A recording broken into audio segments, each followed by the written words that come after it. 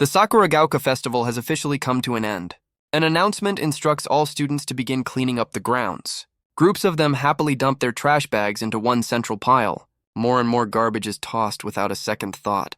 A lone student tries to remind them about sorting the waste, but his classmates just laugh it off and walk away. The result is a chaotic, disgusting mountain of unsorted trash. One man, however, looks at the mess with quiet resolve. He remembers the school's official policy on the matter. Just an hour ago, he had confronted the others, demanding they follow the rules. He had argued that the rules were pointless if no one followed them, but his words were met with nothing but angry dismissal. In a flash of frustration, he slams the plastic bottle to the ground, and in that instant, something shatters. A blinding light erupts from the courtyard, leaving behind a perfectly carved, bottomless abyss. The man looks down at the impossible sight, his mind struggling to comprehend the devastation he's caused. Suddenly, the world changes, and he's standing in a white void among the others. A mysterious voice booms from an unseen source, addressing the confused crowd. The voice announces that unfortunately they have all been summoned. It explains that due to a flawed ritual, they can never return home, and that this new world is filled with creatures far beyond their comprehension. A world where they are utterly, hopelessly powerless. But as a small mercy, the voice will grant them the strength to survive. And for our boy, a sword to protect his friends. The voice then gives one final command: to wish for what their souls truly desire, because that very desire might just become their power. But as the boy watches in horror, his classmates begin to vanish around him. He reaches out, but there's nothing he can do. But before he can even react, a fist connects squarely with his face. He's sent flying, his body seeming to break apart into dark, inky fragments. Yet it's the attacker who truly shatters, his form dissolving into the shadows. A horrified realization dawns on him. His power has been stolen. Our boy looks down, understanding that without his sword, he's defenseless. Surrounded by a swirling darkness, he demands the return of what is his. Because in this new world, he knows only death awaits the weak. With a desperate roar, he screams for his weapon to be given back. Another student, half consumed by the shadows, identifies the attacker as Ichihara Hayato. He was known as the arrogant and ill-tempered son of a company president. A man's face appears in the darkness, admitting they've all been played. He's identified as a simple contract worker for the school. Our boy stands alone, watching the chaos unfold around him. The voice of the attacker echoes through the void, declaring that they are all utterly and completely powerless. And to prove his point, a massive pillar of darkness lunges toward our hero. A chilling message appears, stating that no one is coming to save them. The horrifying realization hits him. If this continues, he will die. But he clenches his fist, refusing to accept this fate. He can only wonder why this is happening to him. He screams into the void, questioning why he has to be the one to die. And in the darkness, a single butterfly appears before his eyes. A strange calm washes over his face as he watches it. He closes his eyes, his resolve solidifying. His eyes snap open, filled with a grim understanding of his situation. The same shadows that took his classmates now begin to consume him. His soul's desire echoes in his mind, a quiet place, far from humanity. Yet overriding that wish is a desperate, primal scream, a raw, desperate plea to simply live. And in a flash, he's thrown into a vast, snowy wasteland. The world shatters and reforms into a jagged, frozen mountain range. Our boy lands hard in the snow, bracing himself against the biting wind. He looks up to see a dark chasm torn into the landscape and a predator hunting on the ridge above. Shielding his face, his eyes lock onto the impossible sight before him. A colossal snow leopard, a true king of this wasteland, stands surrounded by strange, winged creatures. Its gaze is one of pure, untamed strength, the apex of this brutal world. The boy can only cower, completely overwhelmed by the scale of his new reality. Desperate for any kind of shelter, he drags himself toward a small rock formation. He collapses, coughing violently as the thin, icy air burns his lungs. A single terrifying thought cuts through the pain. This cold will kill him.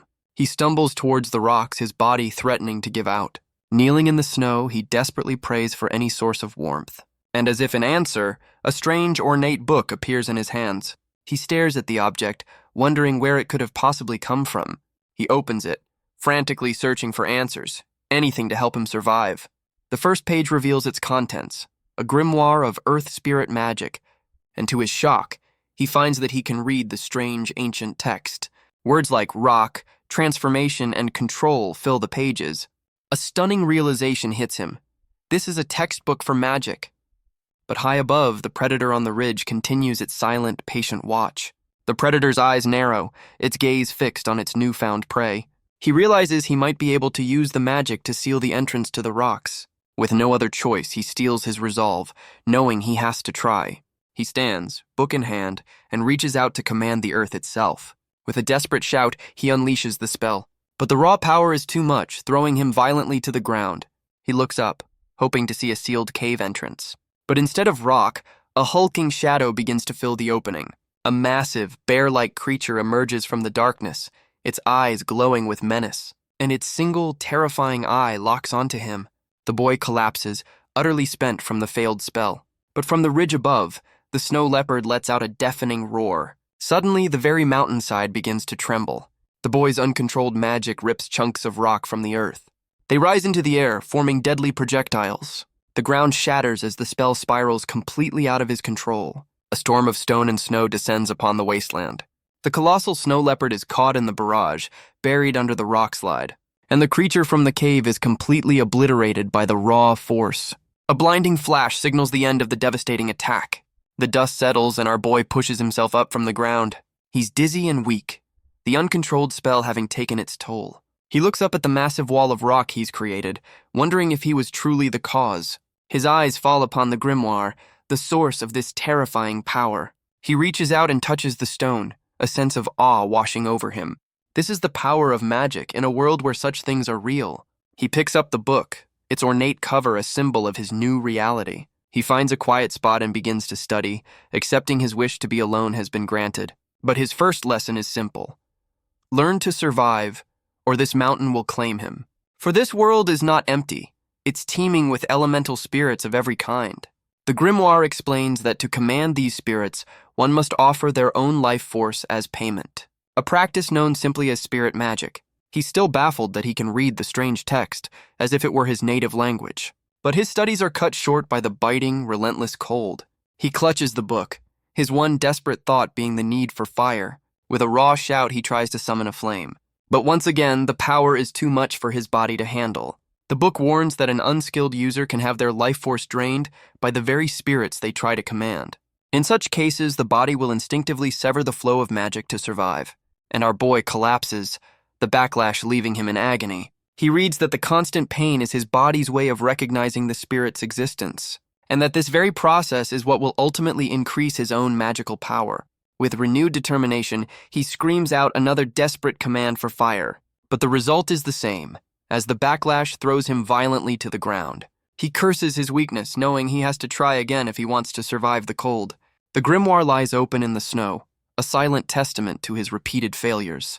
He crawls back to it, frustrated by this unforgiving world, when a thought suddenly strikes him. His eyes widen as a chilling realization begins to dawn. He looks at the massive rock slide he caused, wondering if that immense power was truly his own. The weight of his powerlessness crashes down on him, leaving him utterly broken. But another, more primal need cuts through his despair, the desperate search for food.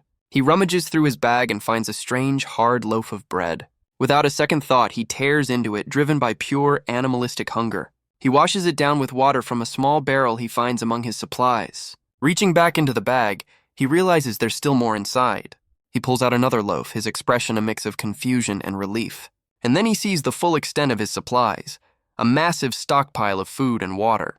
But even with all this, he knows it probably won't last him a year. His despair hardens into a cold, grim determination to survive. With the grimoire in hand, he once again commands the spirits to bring him fire. And once again, the backlash sends him flying into the snow. Day after day, the unforgiving mountains echo with a single, desperate plea. A constant raw shout for fire. A desperate attempt to conquer the brutal cold. And all the while, the colossal snow leopard watches from its perch. It observes his repeated pathetic failures with a silent patience. But our boy refuses to give up, pouring every last ounce of will into one final command. And this time a tiny flame flickers to life in his hands. He stares at the impossible warmth, a wave of disbelief and relief washing over him. A small, triumphant smile spreads across his face. He has taken his first step toward survival. He finds shelter in a small abandoned room, a far cry from the world he once knew. But he refuses to be killed, vowing to defy the very laws of this world if he must. His eyes burn with a newfound resolve. He will use this power, this grimoire, for one single purpose, to live. And so he begins to build a life for himself in the desolate cold.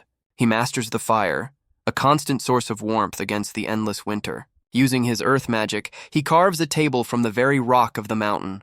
He even manages to create a crude but functional stone toilet. The days bleed into weeks and the weeks into months. 181 days later, he's almost lost track of time himself. He notices a sudden stillness in the air.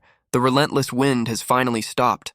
With a crude stone knife in his hand, he begins to shed the wild look he's worn for months.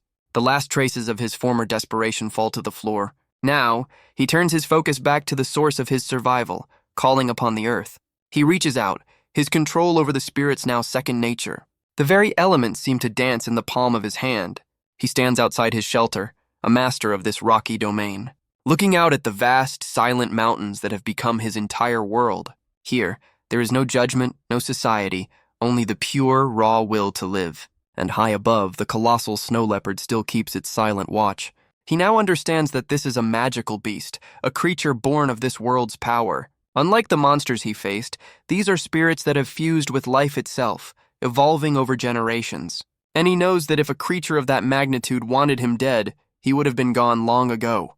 But as he moves, he notices something has changed. His body feels impossibly light, brimming with a power he didn't have before. He looks up at the sheer cliff face, a challenge he would have never considered.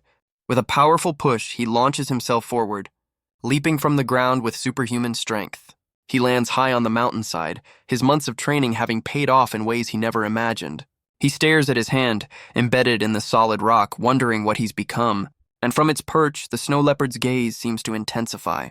A new energy surges through him, and he takes off in a blur of motion. He sprints across the jagged landscape faster than he ever thought possible. The speed is exhilarating, a shocking discovery of his own potential. But his control is still clumsy, and he loses his footing in the snow. He tumbles hard, crashing violently against the unforgiving ground. Yet he lies there completely unharmed, not even out of breath. The colossal beast above continues its silent, unblinking observation. Finally, he looks up, demanding to know why it's been watching him all this time.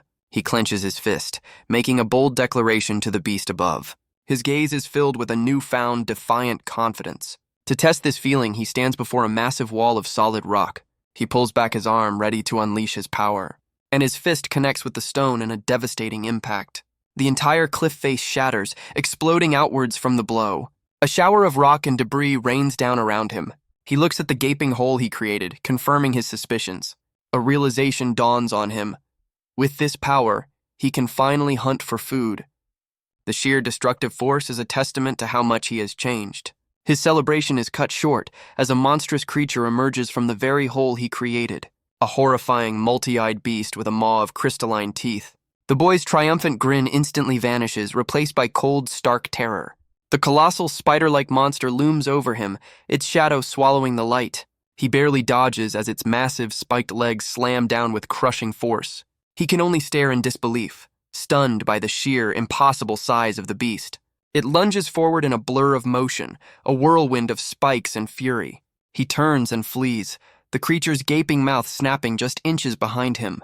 With a desperate dive, he throws himself out of the path of another deadly strike. He hits the ground hard, looking back in horror as the monster prepares to attack again. Another leg slams down, sending an explosion of snow and rock into the air. He finally gets a clear look at the nightmare he's unleashed, and the cold dread on his face says it all. He is completely outmatched. But just as the monster strikes, a blur of white and black descends from the sky. The colossal snow leopard lands before him, its sheer presence stunning him into silence. After a moment, the great beast simply turns and begins to walk away. But our boy shouts after it, furious that it's taking what he considers his kill. He gives chase, demanding the beast leave his hard-earned meal behind. But his anger quickly turns to frustration as he realizes he can't possibly keep up. The snow leopard then drops the monster's severed head right at his feet. He's left standing alone in the vast, silent wasteland. The silence of the mountain seems to press in on him. He grits his teeth, admitting to himself that he was a fool. The beast wasn't stealing his prey, it was saving his life. And from high above, the snow leopard lets out another powerful roar. Its massive tail whips through the air with incredible force, slamming into the mountainside and sending a shockwave towards the boy. He can only watch in terror, completely powerless against the display. But the attack wasn't aimed at him. It was an invitation. The great beast beckons him into the darkness of its lair. He hits the ground, completely stunned by the beast's raw power. The colossal snow leopard lowers its head, its face just inches from his own. Its fangs are like sharpened blades, a terrifying display of its might. But instead of an attack, the beast simply nudges him with its snout. Its massive maw opens wide, a dark cavern of teeth and muscle. Our boy can only stare, his mind reeling from the bizarre turn of events. The great beast then lets out a soft, gentle call into the darkness, and in response, a small snow leopard cub emerges from the cave. He watches in disbelief, realizing this terrifying creature is a mother. The cub playfully bats at him with its tail, showing no fear at all. He's suddenly buried in a mountain of soft, warm fur. He can't comprehend the strange, fluffy sensation surrounding him. His first instinct is to escape before he becomes a meal.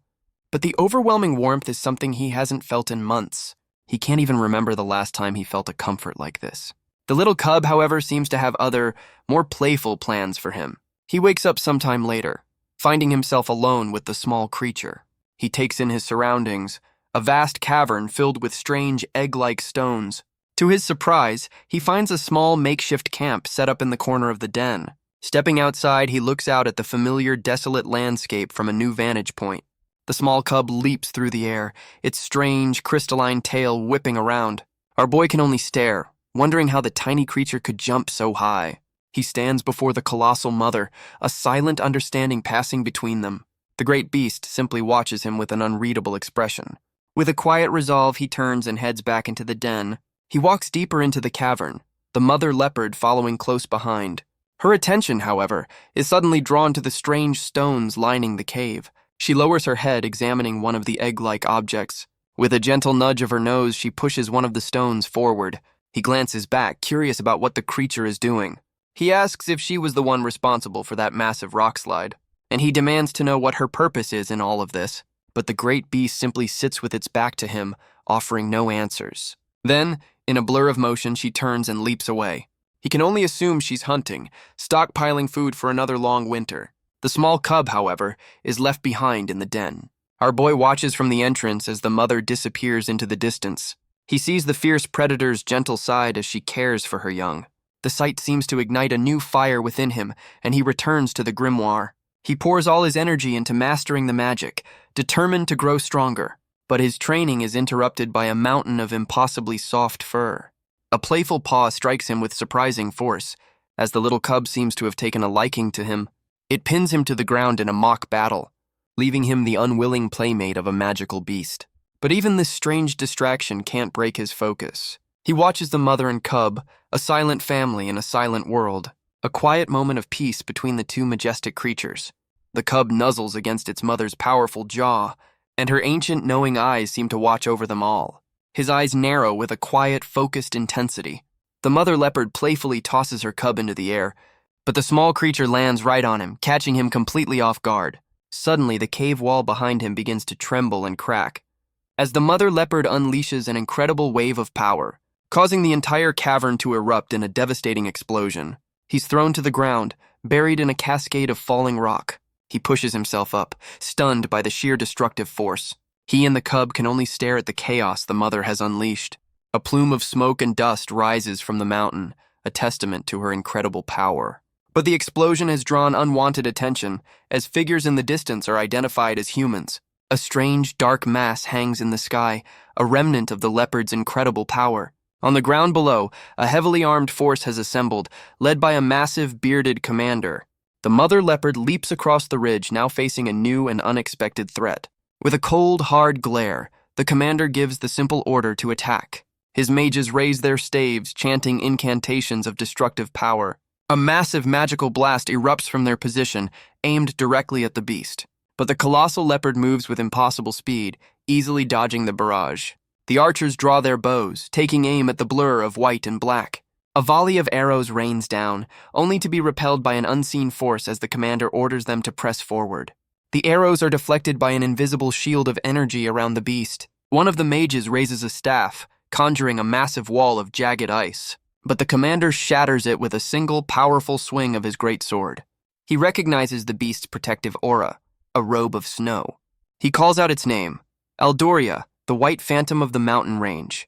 The commander meets the beast's charge head-on, his blade holding back its massive jaws. The battle rages on, a scene that seems torn from the pages of myth. But for our boy, this is his reality now. A reality that began with him being an outcast, unable to fit into society, and ended with him being summoned here, his power stolen. This is the brutal, unforgiving reality of the world he's been thrown into. He can't understand why she doesn't flee, why she's fighting a battle she can't win. From the safety of the den, the small cub lets out a terrified cry for its mother. But as our boy watches, a new understanding begins to dawn on his face. He and the cub can only observe the desperate struggle from their hidden perch. The great beast seems to be showing him the truth of this world, a lesson in survival. She understands that her opponents have no intention of backing down. And in that moment, our boy's own resolve begins to harden like stone. He stands beside the small cub, a silent promise passing between them. The commander roars, ordering his men to ensure the beast does not escape. The commander roars that there is no escaping this reality. He swings his massive blade with all his might, landing a devastating blow against the great beast. His face is a mask of grim, unwavering determination. Aldoria is sent reeling from the sheer force of the impact. As she stumbles, another soldier unleashes a powerful attack. A swirling vortex of dark energy hurtles toward her. The spell detonates, ripping the very earth apart. But through the snow and debris, her form reappears, unharmed. The white phantom lets out a furious, defiant roar. A soldier reports to his commander that the snow leopard has finally gone silent. The commander looks out over the battlefield, confirming that Aldoria, the white phantom, has finally departed from this world. He collapses in the snow, thanking a young warrior for her gift of the spirits. He boasts that thanks to her, they were able to face the legendary beast without a single loss. The warrior is revealed to be a young woman, whom he addresses with the title of Hero. The commander, Maxime Dahl, proudly declares this the greatest hunt in over 50 years. But the hero, Akari Fujishiro, is none other than a former student from Sakuragaoka High. He questions her troubled expression, but she can only apologize for her perceived cowardice during the fight.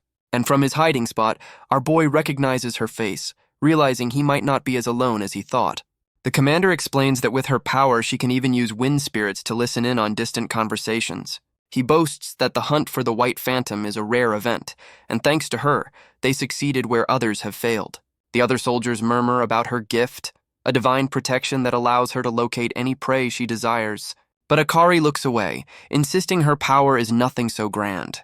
Her ability is revealed, a mental map that highlights any nearby hostile presence in red.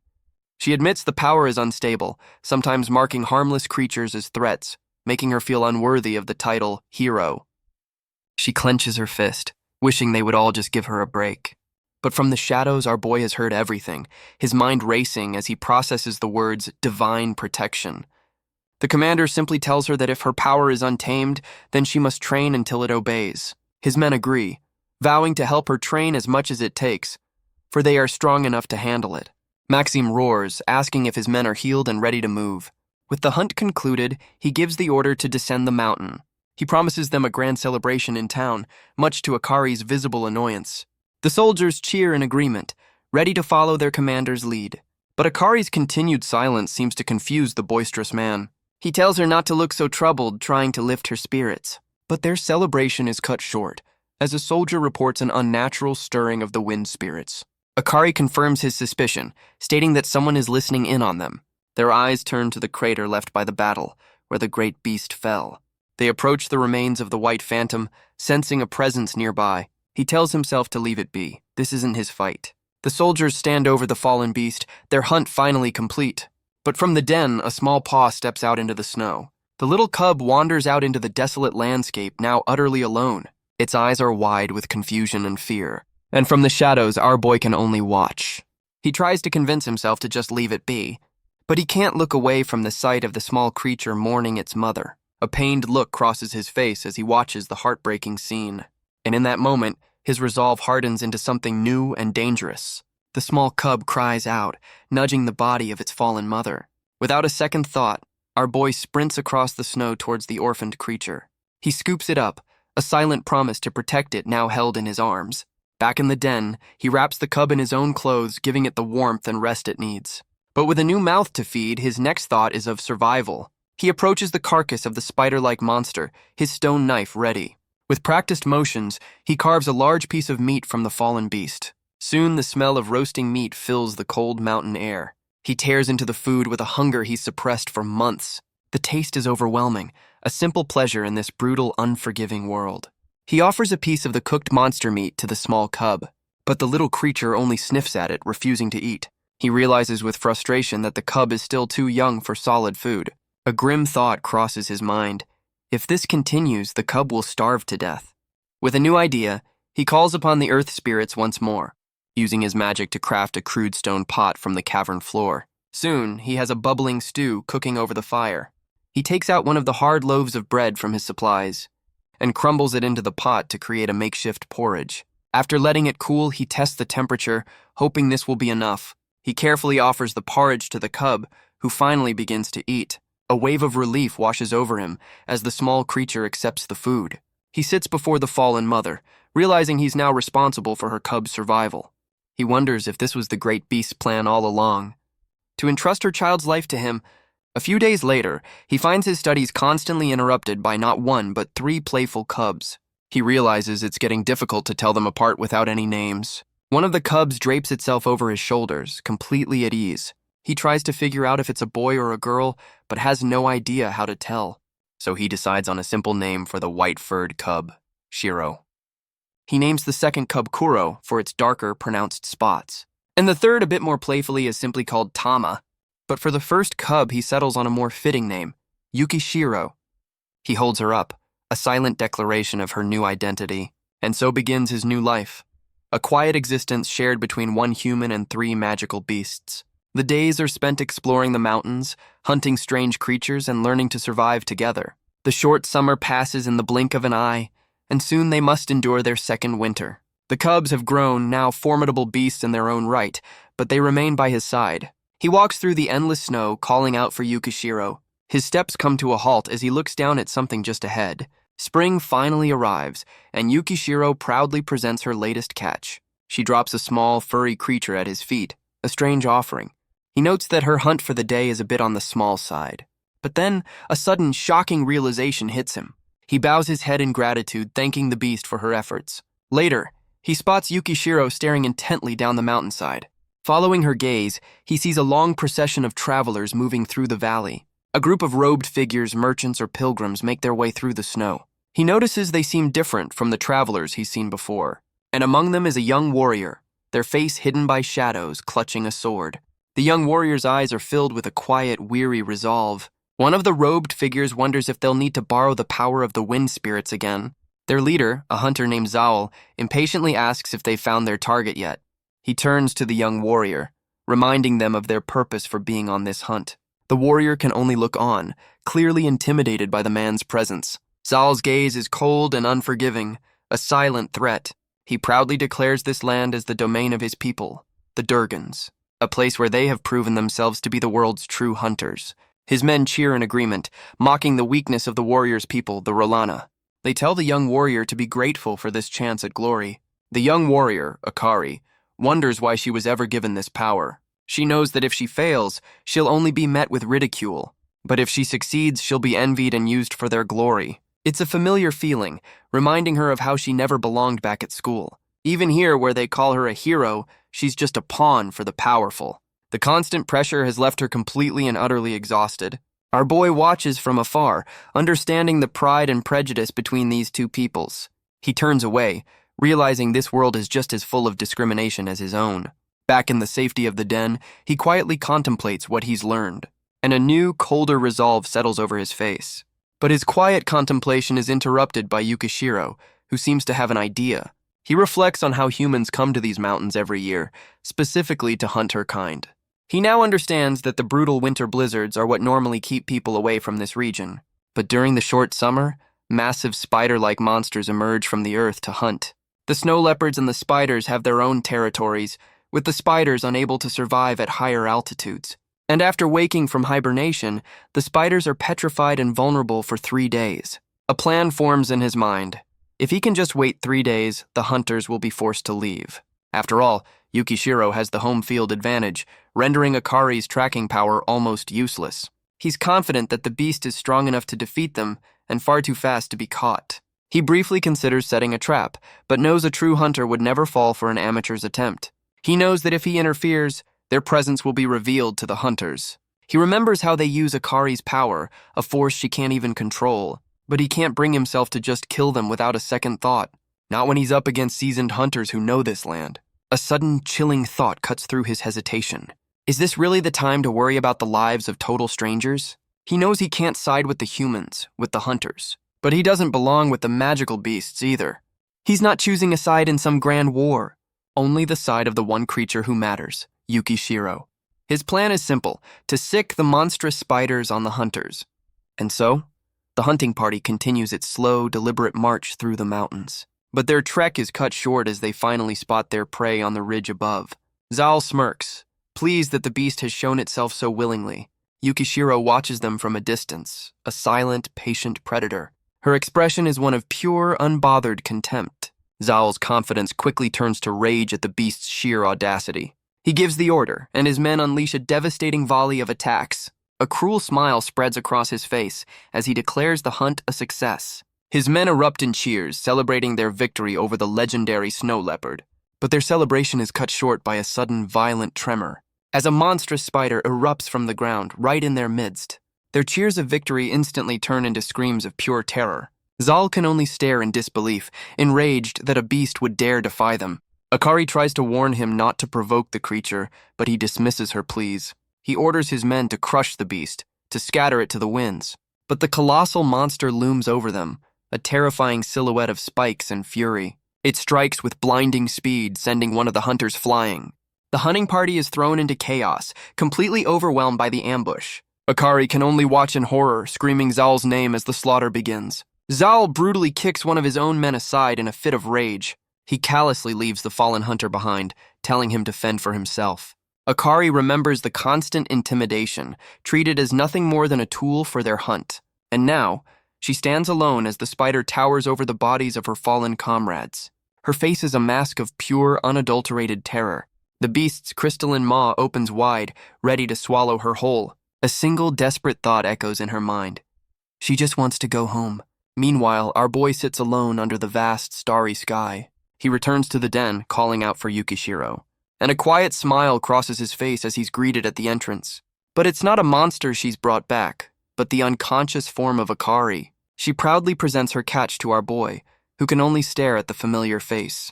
With a heavy sigh, he scoops up his former classmate, carrying her to safety. A flicker of annoyance crosses his face, his quiet life once again disturbed. He remembers seeing her at school, a simple greeting between two people who barely knew each other. He notes how much she's grown since that time, now a warrior in a strange new world. In her sleep, Akari murmurs about her defeat, the battle still raging in her mind. A bright light flashes in the distance, signaling the dawn of a new day. His eyes snap open, a sudden noise pulling him from his thoughts. He turns to find Akari awake, questioning if she's even still alive. He acknowledges her waking without even turning around. She looks around the den, confused about her location and the fate of the monster. But then her eyes widen as a shocking realization begins to dawn. She recognizes his face, calling him the contract worker from their old school. The two of them sit in a tense silence on opposite sides of the fire. To demonstrate his power, he casually summons a small flame in his hand.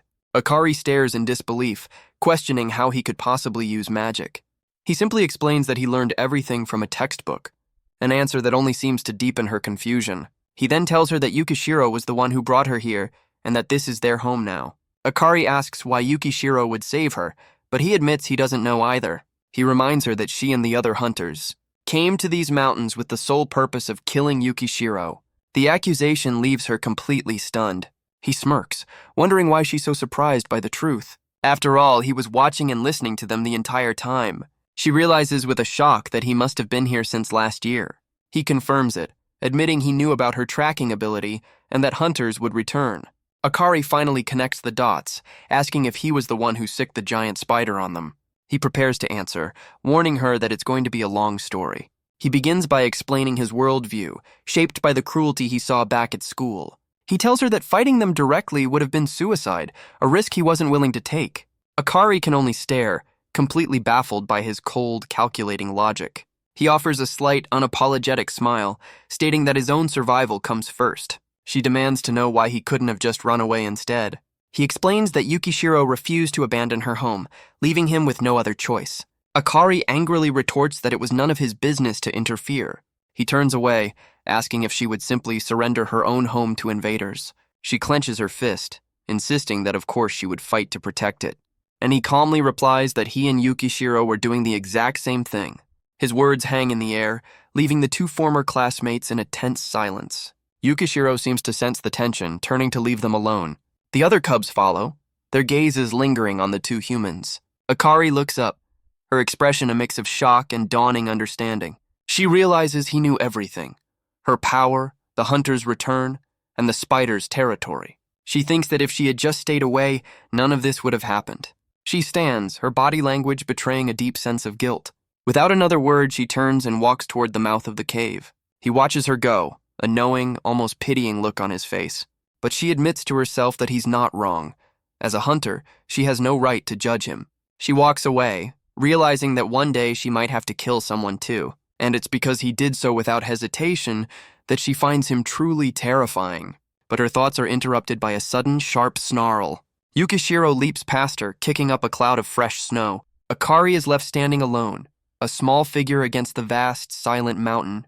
The young snow leopard soars through the air with impossible grace, closing in on a large bird flying high above the peaks. In a flash of fur and claws, she intercepts her prey mid-flight. The hunt is over in a swift, brutal instant, and as Akari watches, a quiet understanding settles over her. She realizes the beast was only doing what she herself wanted: to live. He approaches her from behind, his footsteps silent in the snow.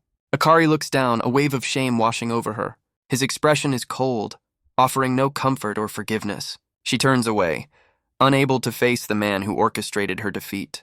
Finally, she speaks, calling him by his old title from school. She asks him if he plans on killing her too. He looks back at her, his gaze unwavering. He tells her he has no intention of killing her and that she can return to town. All he asks in return is that she keeps quiet about what she's seen. He turns away, frustrated that he's even trying to explain himself to her. He can only think about how tedious this whole situation has become. And so, Akari begins her long journey back down the mountain. She navigates the treacherous path alone, her mind still reeling. Her power allows her to see the spider's territory, a path that will lead her back to town. But she can't stop thinking about his words, wondering if he sees everyone as an enemy. She remembers all the people she's met in this new world, and how her power has so often marked them as hostile threats. A terrifying thought crosses her mind: what if everyone but her is the enemy? But she pushes the thought aside, deciding to focus only on the path ahead. After a long and arduous journey, Akari finally spots a town in the distance. A wave of relief washes over her, knowing she's almost safe. She picks up her pace, eager to leave the desolate mountains behind. But as she gets closer, she suddenly comes to a dead stop. Her eyes widen in horror at the impossible sight before her. The entire town is engulfed in flames, glowing red against the snow. A scene of utter devastation where a sanctuary once stood. Her legs give out from under her as the reality of the situation sinks in. Utterly broken, she can only wonder what she's supposed to do now. The next day, back on the mountain, our boy and Yukishiro continue their quiet life. But his quiet life is once again interrupted by an unexpected sound. He looks up to find Akari has returned, a lone figure against the endless snow. Through tears of utter despair, she struggles to call out his old title. He can only listen as she tells him what happened to the town. He and Yukishiro approach the broken warrior who has collapsed in the snow. He decides to investigate himself, heading towards the nearest settlement, a small fortified town nestled deep within the frozen woods. For the first time in years, he's about to re-enter the world of men. He leaves Akari behind, still lost in her own grief and powerlessness. Seeing this as an opportunity, he tells her he'll go see the situation for himself. He runs a hand through his hair, a look of pure annoyance on his face. He sighs, realizing that it simply can't be helped. With a grim smile, he decides to face this new challenge head-on. Using his magic, he cloaks himself in shadow for the journey. He arrives at the town, a small settlement filled with robed figures. As he walks through the streets, he can feel the tension in the air. He overhears the locals complaining about an outsider, wanting him gone. The simmering resentment in the town suddenly boils over. One of the men glares with open hostility. He takes a long, angry drink from his flask. He finds the man from before, who's now complaining about someone sneaking out of the tavern. The man turns out to be the commander, Maxime Dahl, who confronts our boy in a private room. Instead of speaking, our boy simply drops a note to the floor. but Maxime picks it up, recognizing the handwriting as Akari's. The note contains a simple message, asking him to wait at the tavern. The commander deduces that only an assassin would use such stealthy methods to deliver a message. And from the shadows, our boy finally steps into the light. The massive warrior points his weapon, demanding to know who he is. He observes that while the boy looks like a vagrant, he lacks the aura of a back alley dweller. His first question is for Akari's safety, which our boy confirms without hesitation. Maxime scoffs, reluctantly asking for the stranger's name. The boy gives a simple one-word answer, John. The commander introduces himself, warning John that if he betrays them, he will be killed without a second thought. John feigns terror, putting on a show of being intimidated. But Maxime's sharp gaze sees right through the act. He admits that he can't get a read on the boy at all. John lets out a quiet sigh, the tension in the room still thick. He then gets to the point, asking how this whole mess started. Maxime explains that it all began when Zowl's hunting party was nearly wiped out during the hunt for the White Phantom. He explains that the Hunters Association now blames Akari for the ambush. But John calmly states that she didn't betray them, and that she can testify herself. A Durgan hunter scoffs, boasting about their people's immense power and influence. Maxime tells John that the real discussion will happen at the association meeting tomorrow. John's gaze hardens as he asks if Maxime will simply abandon her in this world. The commander's expression turns grim, the question clearly hitting its mark. He demands to know what John's true purpose is in all of this. John's mind flashes back to Akari's broken, tear-streaked face. He turns away, admitting that all he wants is to live a quiet life. But he offers a deal. He'll mediate if Maxime promises to keep his existence a secret. Maxime scoffs, questioning what a promise from a total stranger is even worth. John's mind flashes back to the school, remembering that people who don't keep their word are scum. But the commander admits that a hunter's honor is a flimsy thing at best. He asks where Akari is, and John reveals she's safe in the White Phantom's former lair. He's more surprised that Maxime's men managed to survive the spider's nest. The commander wants to be taken to her, but John points out that they're being watched. John's solution to that problem is simple and brutally effective as he takes out every single onlooker without a sound. With their path cleared, the two men walk through the silent town, Maxime carrying a large sack of supplies. But as they reach the gate, the commander warns John that they can't leave through the main exit. John simply tells the massive warrior to fly. With a roar, Maxime unleashes his own spirit magic, reinforcing his body. John stands calmly before the massive town wall. The commander easily leaps onto a nearby rooftop. He looks down, mockingly asking if John needs a ladder to get over. But John simply channels his own spirit magic, preparing to do the same. And with a single bound, he soars over the wall, leaving Maxime stunned. He watches as John lands safely on the other side. The commander is left speechless, a cold sweat breaking out on his face. Meanwhile, back at the den, Yukishiro waits patiently for their return. But her attention is suddenly drawn to a new presence. Her eyes narrow, locking onto the approaching figures. And soon, John and the massive commander arrive at the den.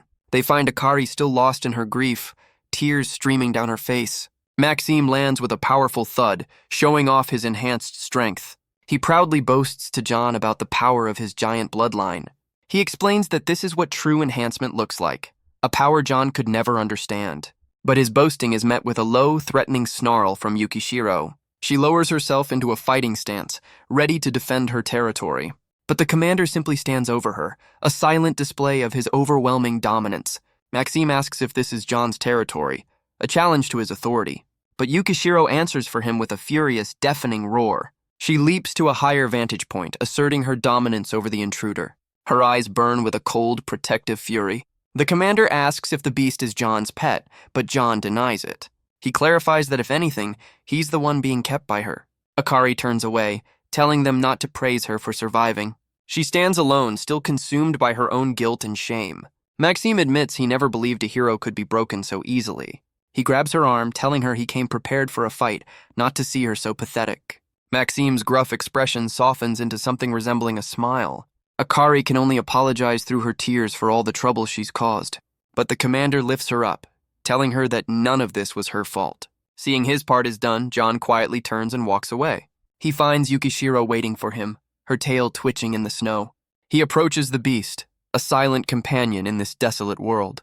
The two of them sit together, looking out over the mountains that have become their home. The great beast turns her head, her ancient eyes watching him closely. He places a hand on her head, telling her it's okay if she's the one to kill him someday. And in that moment, a strange vision flashes through his mind. A vision of her mother, Alduria, a phantom of the past. He admits that it was his own despair that led him to this place, and to her. And he quietly vows that one day he will repay the debt he owes her mother. Yukishiro seems to respond to his words with a stubborn, affectionate purr. A small, genuine smile crosses his face as he pets the massive beast, but her affection quickly becomes an overwhelming force of nature. He's completely thrown off balance by the playful assault, and finds himself pinned under a mountain of purring fur. The great beast seems utterly pleased with this turn of events, and John can only endure the surprisingly rough display of affection. Her eyes are closed in a moment of pure, peaceful contentment, and John can't help but smile, finding a strange comfort in her presence. He realizes that as Yukishiro grows stronger, he'll have to master his own enhancement magic just to keep up. The two of them walk side by side, a silent pact formed in the endless snow. They return to find Maxime and Akari, who ask if their private moment is over. The commander looks on with a stoic, unreadable expression. John simply tells them not to worry, and to continue what they were doing. Maxime then announces he's returning to Rolana, asking John to look after Akari for a while. He explains that he's heading to the Prozon Holy Office and will send for her as soon as he can. The name catches John off guard, his mind questioning this new, unfamiliar term. Akari explains that the Holy Office is a system designed to prove the innocence of the accused. She tells him to stop looking so suspicious, a plea that even Yukishiro seems to agree with. She explains that lie-detecting magic never existed before, but the arrival of the so-called hero changed everything. The word hero echoes in John's mind, a title he's heard before. She reveals that the Rolana Council plans to abandon her, a move that would shatter their relationship with the Durgans. And that is precisely why she needs his help. She looks at him with desperation, admitting that she needs his power to survive this. A vision of a goddess-like figure appears representing the hero's power, the great scythe of truth. A final image of a snow leopard thanks the reader for finishing the volume. And a preview for the next volume shows John's decision to descend the mountain, much to Yukishiro's clear annoyance. And so, John's first official job after leaving the mountain is pulling weeds. He recalls Akari's explanation of the Holy Office and the great scythe of truth. The very concept of a hero in this world still feels foreign to him. Akari had explained that this power is also called a gift of the spirits, or providence of God. Its true name is the great scythe of truth, a power that harms anyone who tells a lie. John can only see it as an incredibly troublesome ability to have. Akari continued, stating that the hero would only serve a nation that met her specific conditions. The rules of her trial are absolute, designed only to prove the innocence of the accused. Even Maxime had to admit that the conditions gave the Holy Office immense power. The Church of Ellipsis was the first to accept her terms, though the highest form of trial has never been used. Maxime announces that he'll be the one to face the Holy Office for the trial. But first, he declares he'll be staying the night, much to John's utter disbelief. He warns John not to rush back to town, as the spider's nest is too dangerous to cross alone. The commander's gaze is firm, a silent demand that John escort him. John can only offer a weary smile, accepting his new, unwanted responsibility. And so the small group makes their way along the treacherous mountain pass. Maxime notes with surprise that they've found the den of a flying snow leopard. John and Yukishiro lead the way back into the familiar darkness of their home. Inside, Maxime casually summons a flame to light a fire for the night. He then asks if John has enough firewood, suggesting he use his own fire magic if they run low. John questions if Maxime plans to keep using fire magic, recalling what his textbook said. The commander and Akari both turn to him, listening intently. Maxime scoffs, admitting that it's an incredibly inefficient way to use his power. But John explains that after the first 6 months, maintaining a steady flow of magic becomes second nature. He tells them that for meals, he simply forges a pot with earth magic while keeping the fire going. And since they're all here, he might as well demonstrate. He reveals a fresh pile of meat and wild vegetables from his hunt. Using his earth magic, he forms a pot and fills it with the ingredients. Akari can only watch, stunned by his casual display of skill. He then summons water to fill the pot, completing the simple yet impossible task. Akari asks if he's using fire magic just to raise the temperature. He then casually explains he'll use earth magic to make skewers for the meat. With a practiced hand, he seasons the meal, a master of his own kitchen. Maxime can't believe what he's seeing, asking Akari if this is some kind of trick. He muses that no proper training would ever teach someone to use magic in such a mundane, yet skillful way. But John simply replies that he learned it all from a standard textbook, the same ornate grimoire that has been his only teacher in this world. Akari recognizes the book, explaining that it's treated more like an encyclopedia at the academy. Its pages are filled with ancient runes and complex diagrams. She can only wonder how many times he must have read it to wear it down so completely. John then offers a piece of the cooked meat to Yukishiro, explaining that she prefers it rare. The great beast happily devours the offering with a contented purr. Even Maxime is impressed, complimenting the food and asking where John learned to cook. John simply replies that the mountains were his only teacher. The commander's expression sours, clearly not appreciating the vague answer. But Akari quickly comes to John's defense, scolding Maxime for his rudeness. After the meal, Maxime turns to John with a serious look on his face. He offers John a place in the Hunters Association, telling him to leave this desolate life behind. But the very thought seems to fill John with a quiet, uncomfortable dread. Maxime insists it would be for his own good, and a way to help Akari as well. John considers the offer, knowing that if Akari accepts, she'll just be seen as a freeloader. Akari quickly interjects, insisting that she's perfectly fine on her own.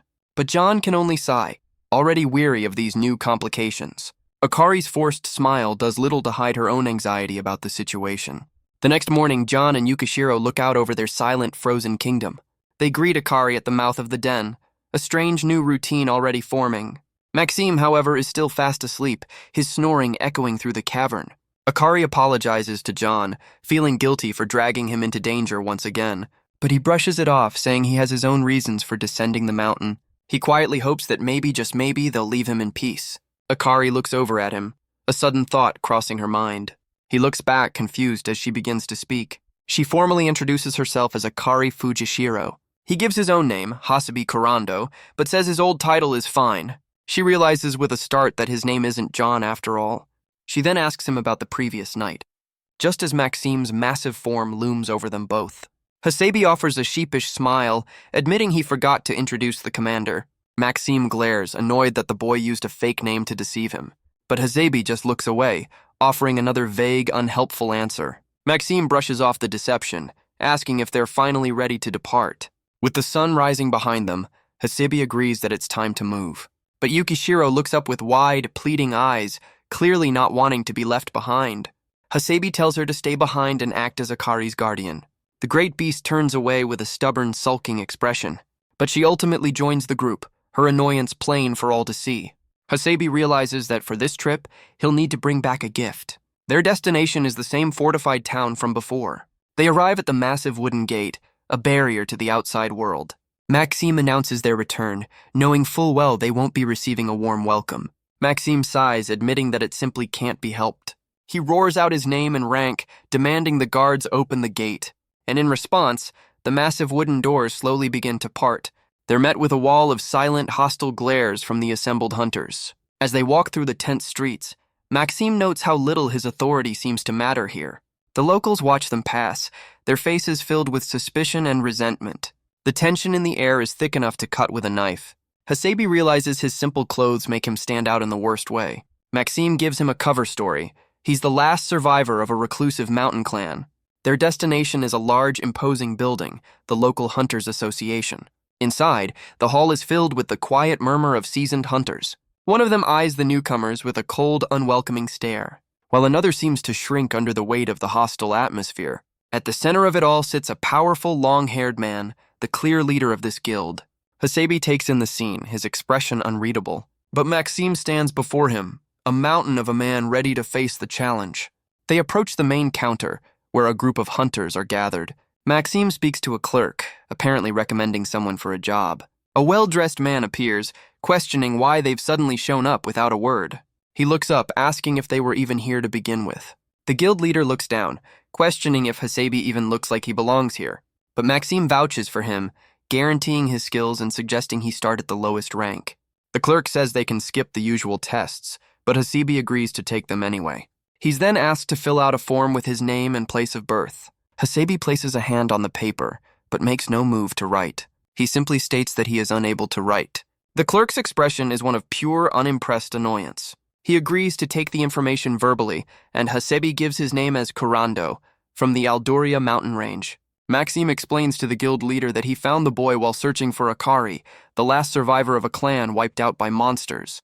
Hasabi agrees to the aptitude test, noting that it's been 60 years since the last one was held here. He's led into a small room to begin his aptitude judgment. An examiner explains the test will measure his innate affinity with the spirits. He's presented with a box of rings, each one sealing a different elemental spirit. With a grim look, Hasebi is instructed to put on every single one of them. He complies, his hands now covered in the strange, ornate jewelry. The examiner then tells him to channel his magical energy through the rings. As he does, each of the rings begins to glow with a faint, ethereal light. The results are read aloud, revealing his highest affinity is for darkness, followed by ice. His affinity for darkness is exceptionally high, while his connection to light is almost non-existent. The guild leader notes that such a power has little use in everyday life. He's told that in certain industries, a person's affinity is of the utmost importance. A blacksmith, for example, needs powerful flames to forge the strongest steel, while a sailor uses wind and water to safely navigate the open seas. But for a hunter, the requirements are far more specific. Ice magic is only useful for preserving a kill in lands without snow, and darkness is only truly effective at night against monsters who fear it. The examiner adjusts his glasses, declaring Hasebi's results utterly useless. The other hunters in the room begin to snicker at his pathetic evaluation. They mock him for being recommended by the commander, calling him a charity case. But Hasebi simply raises his hand as the examiner calls out his two affinities: darkness and ice. Hasebi stares at his hands, the examiner's words still ringing in his ears. But Maxime tells him not to worry, explaining that a high affinity is common among giants. Hasebi begins to place the elemental rings back into their wooden box. One by one, the sources of his supposed power are put away. But the commander looks on, a bead of sweat betraying his concern. The examiner officially declares the test over, asking for the rings to be returned. A hand closes the lid on the box, sealing the spirits within. The box is shut with a heavy, final thud. Maxime comments that for someone who can manipulate shadows, Hasebi doesn't seem to fit the part. But their conversation is cut short as the guild leader asks to speak with Maxime privately. The guild leader tells Hasebi to go look at the request board while he and Maxime talk. Hasebi stands alone, taking in the various jobs posted for hunters. He quietly reflects on the concept of an aptitude judgment. A small, intrigued smile crosses his face, fascinated that his affinities could be so clearly defined. He muses that if he'd known this back in his old world, his life might have been much easier. But his thoughts are cut short as a voice calls out to him from behind. A group of rough-looking hunters approach, mockingly asking how he feels. Hasebi turns, his expression cold as he states that his life was over in an instant. The hunters laugh, telling him his life is over now that he's just a porter. But Hasebi simply stares back, his gaze filled with a quiet, unreadable intensity. But his quiet observation is interrupted by a large, tattooed figure approaching from behind. A hand clamps down on his shoulder, demanding his attention. The hunter looms over him, mocking his apparent lack of manners. And without another word, he drives a powerful fist into Hasebi's gut. The force of the blow sends him flying across the guild hall. Hasebi hits the floor hard, clutching his side in pain. The hunter smirks, questioning if he's really as pathetic as his test results suggest. But from inside Hasebi's shirt, the small creature from Yukishiro's hunt tumbles out. Hasebi's hand reaches out, his body still reeling from the unexpected assault. But across the room, Maxime stands, raising a hand to put an end to the harassment. But the commander's eyes narrow with a cold, silent fury. The entire guild hall falls silent, watching the confrontation unfold. Hasebi remains on the floor, looking up at his attacker. Maxime's voice cuts through the tension, ordering the boy to get up. Hasebi pushes himself from the ground, a trickle of blood marking his face. The commander roars that this kind of test is completely pointless. But Hasebi simply wipes his chin, a strange calm in his eyes. The hunter explains he was testing the boy's reflexes, noting he's enhanced with spirit magic. Hasebi admits to himself that this is his first real fight against another person, and the guild leader finally steps in, reminding them that fighting among hunters is strictly forbidden. The guild leader reminds him that using magic or weapons is forbidden here. Hasebi points out that he was the one who was attacked, but the leader coldly states that the rules are absolute, regardless of the reason. He questions why Hasebi would get involved with others if he was just going to stand there, and asks if he was okay with getting hit since he was ignoring them. Hasebi can only think to himself that he was hit. The leader tells him to handle it without magic or weapons like a true hunter, and Hasebi realizes with a grim certainty that this world is no different from his last.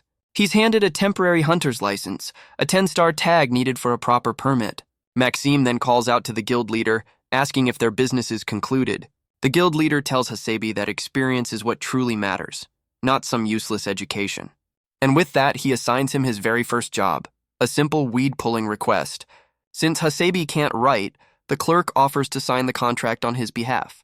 He carefully copies the name from the application, sounding it out as he writes. Maxime looks on, surprised that the man can even read the strange characters. The clerk confirms the request, warning him about the unbreakable greenstone needed as proof. Hasebe simply stands at the counter, his expression unreadable. Maxime looks down at him, a silent question hanging in the air. But Hasebe simply asks for a copy of the order form. The clerk looks up, his face a mask of pure, weary annoyance. Hasebe explains that without proof, he'll have no way to verify he accepted the job. Outside, Maxime remarks that with this, Hasebe has finally left his life as a mountain hermit behind. Hasebe adjusts his scarf, acknowledging that he's now connected to society once more. He looks down at the hunter's license, a tag whose rank is determined by a hunter's ability. The ranking system starts at 10 stars, with 1 star being the absolute pinnacle of a hunter's career. For special hunts involving unique skills, a separate 10-level evaluation with colored stars is given. Only hunters with the specified colored star are qualified to take on those high-level requests. But for standard jobs, any hunter with the required star rank or higher can accept the task. And Hasebe's rank is a simple, colorless 10-star, the lowest of the low. Maxime, on the other hand, is also colorless, but as a 1-star, he's a hunter who serves the kingdom itself. Maxime explains that 1-star hunters are rare, but a party called Dawn's Wing achieved the rank in just 1 year. As they prepare to leave the town, Maxime lets out a massive yawn. He complains about how early it is, clearly not a morning person. But Hasebe simply says he's used to it from his time on the mountain. Maxime tells him it's a good habit for a hunter, especially since the association is always busy at this hour. He asks if Hasebe has his equipment stashed outside the village, noting his cautious nature. Maxime points them south, explaining that the hunting grounds are nearby, and so the two of them set off into the vast, snowy landscape. They trek through the woods, Maxime now carrying a large crate on his shoulder. Their journey leads them to a barren field dotted with strange, weed-like spheres. Hasebe notes that this place feels more suited for a gun than for magic. He stands before one of the strange, tumbleweed-like plants.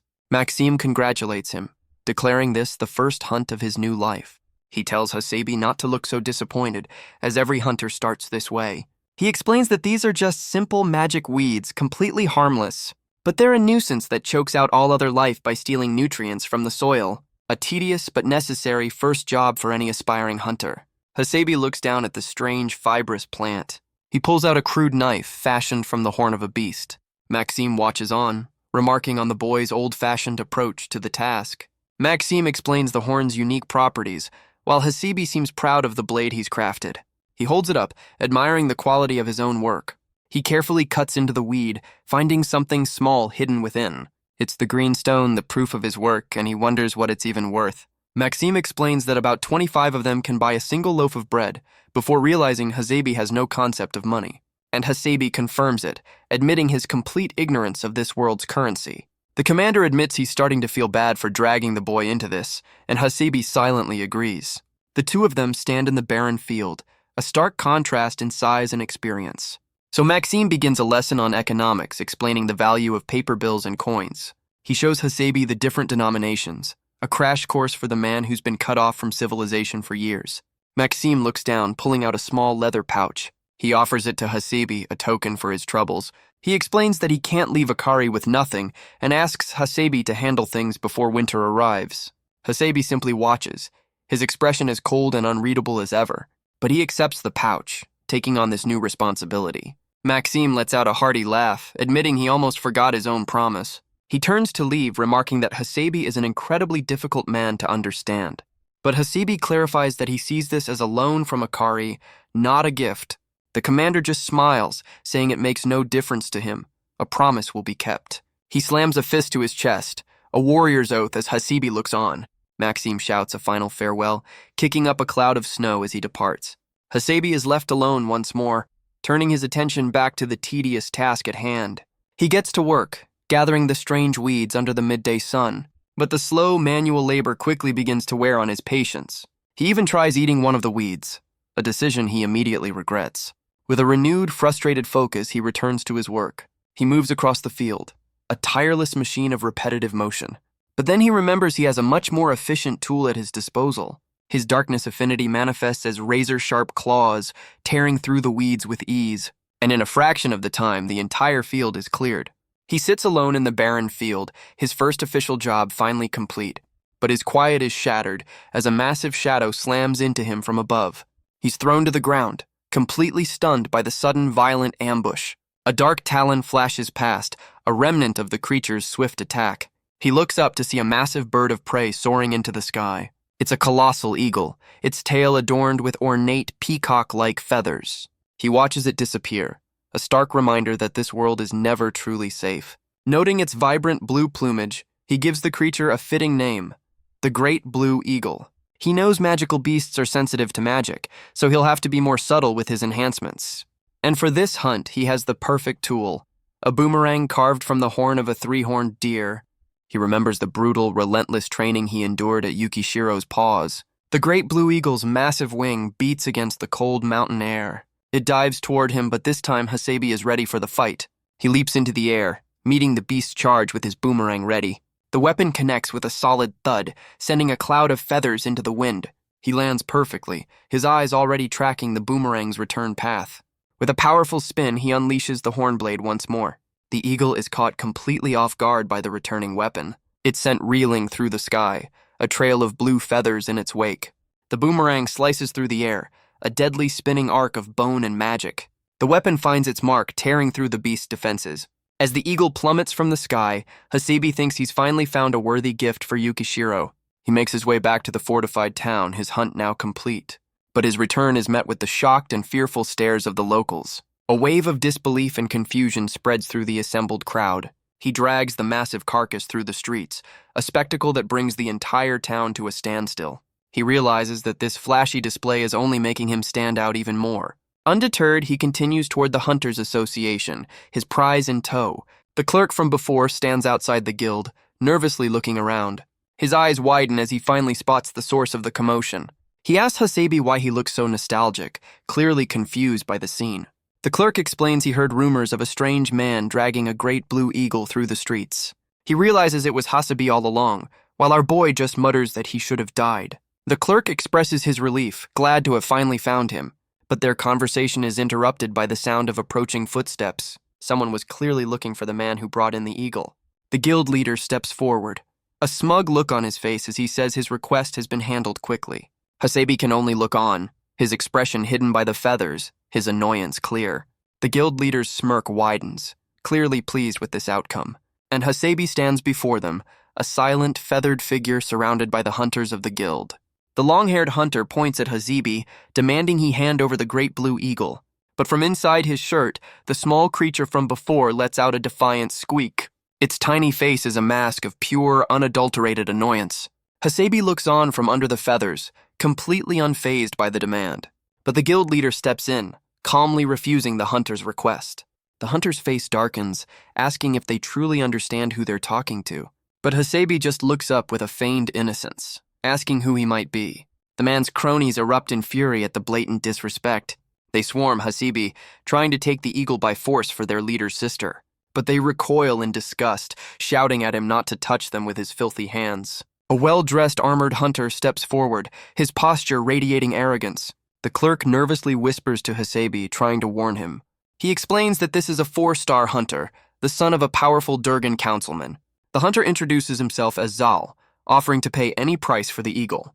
Hasebi's mind flashes to a crying girl, but his own expression remains cold and unmoved. Zowl contemptuously throws a wad of cash at Hasebi's feet. He gestures to the money, certain that his wealth will solve the problem. But Hasebi simply looks down, completely unimpressed by the offer. He looks up with a defiant smirk, stating that his prize is not for sale. The other hunters watch in disbelief as Zowl's expression hardens with rage. The other hunters can only stare, stunned by his outright refusal. The clerk tries to warn him, explaining that this defiance will end his career before it even starts. But Hasebi simply states that he has no need for this country or for the title of hunter. Zowl's face contorts with pure, unbridled fury. He draws his sword, his patience finally snapping. The two men stand face to face, the tension in the guild hall reaching its breaking point. But a voice calls out, pleading for them to wait. The terrified clerk steps between them, trying desperately to de-escalate the situation. and from a nearby window, a crowd of onlookers watches the drama unfold, including Akari. Even the guild leader looks on with a nervous sweat, realizing things have gone too far. The clerk tries to mediate, asking Zowl exactly which parts of the eagle he requires. With a cold glare, Zowl specifies that he only needs the beak and the feathers. The clerk then turns to Hasebi, asking why he won't negotiate if he doesn't need the whole thing. He wrings his hands, desperately trying to keep the situation from escalating any further. Hasebi finally gives his terms. He'll take the meat and a few of the long tail feathers. The clerk's face lights up with relief, realizing a deal can be struck for a fair price. And just like that, the tense standoff in the middle of the guild hall comes to an end. The onlookers can only watch, still sweating from the near-violent confrontation. Hasebi agrees, adding that the association can handle the butchering of the beast. Zowl finally relents, agreeing to let the guild handle the transaction and forgive the insult. From the window, the onlookers let out a collective sigh of relief. But Hasebi can only sigh, clearly annoyed by this entire ordeal. Zowl's men congratulate him, saying this will bring honor to his family. The guild leader and the clerk, however, look completely exhausted by the confrontation. The clerk presents Hasebi with his share of the meat, the feathers, and a hefty payment from Zowl. The clerk asks where Zowl went, and Hasebi explains he's resting in a back room. He then asks about opening an account with the association, holding up the pouch of money. The clerk explains that such a thing is possible in any town with a guild. So Hasebi places the pouch on the counter, asking the clerk to handle it for him. The clerk can only stare, completely flustered by the unexpected request. The clerk confirms the deposit of 27,000 rod into his new account. But Hasebi's attention is already on another request form. He decides to accept the job, even though he's just a 10-star hunter. The clerk explains that a request this old is usually handled by a much higher-ranked hunter. Hasebi asks if it's a job that's been sitting for a year, much to the clerk's weary surprise. With his business concluded, he walks through the unfamiliar streets of the town. He passes a butcher shop, taking in the sights of civilization for the first time in years. But the stares of the locals are a heavy weight, and he just wants to find a place to hide. He nervously approaches a small shop, hoping this is what he's looking for. Inside is a quiet general store, filled with supplies and run by a lone shopkeeper. The old shopkeeper looks on with a weary, unimpressed expression. Hasebi browses the shelves, gathering essential supplies for his life on the mountain. He spends a good portion of his new earnings on the simple necessities. With his pack now full, he prepares to leave civilization behind once more. He gives a final look back at the shopkeeper as he steps out the door. A small, almost unnoticeable smile crosses his face. His destination is the familiar, desolate mountain range under the starry sky. With his supplies and a few gifts in hand, he makes his way through the quiet town. He crosses the main gate, ready to return to his isolated home. And so begins the long, solitary journey back up the winding mountain path. But the mountain paths are far from empty, home to shadowy figures with glowing eyes. Hasebi continues his long trek back, leaving a solitary trail in the endless snow. He passes the time with a simple whistled tune, the melody echoing through the silent, frozen landscape. But his quiet journey has not gone unnoticed by a pair of cloaked figures. They watch from the shadows, annoyed by his cheerful, out-of-place song.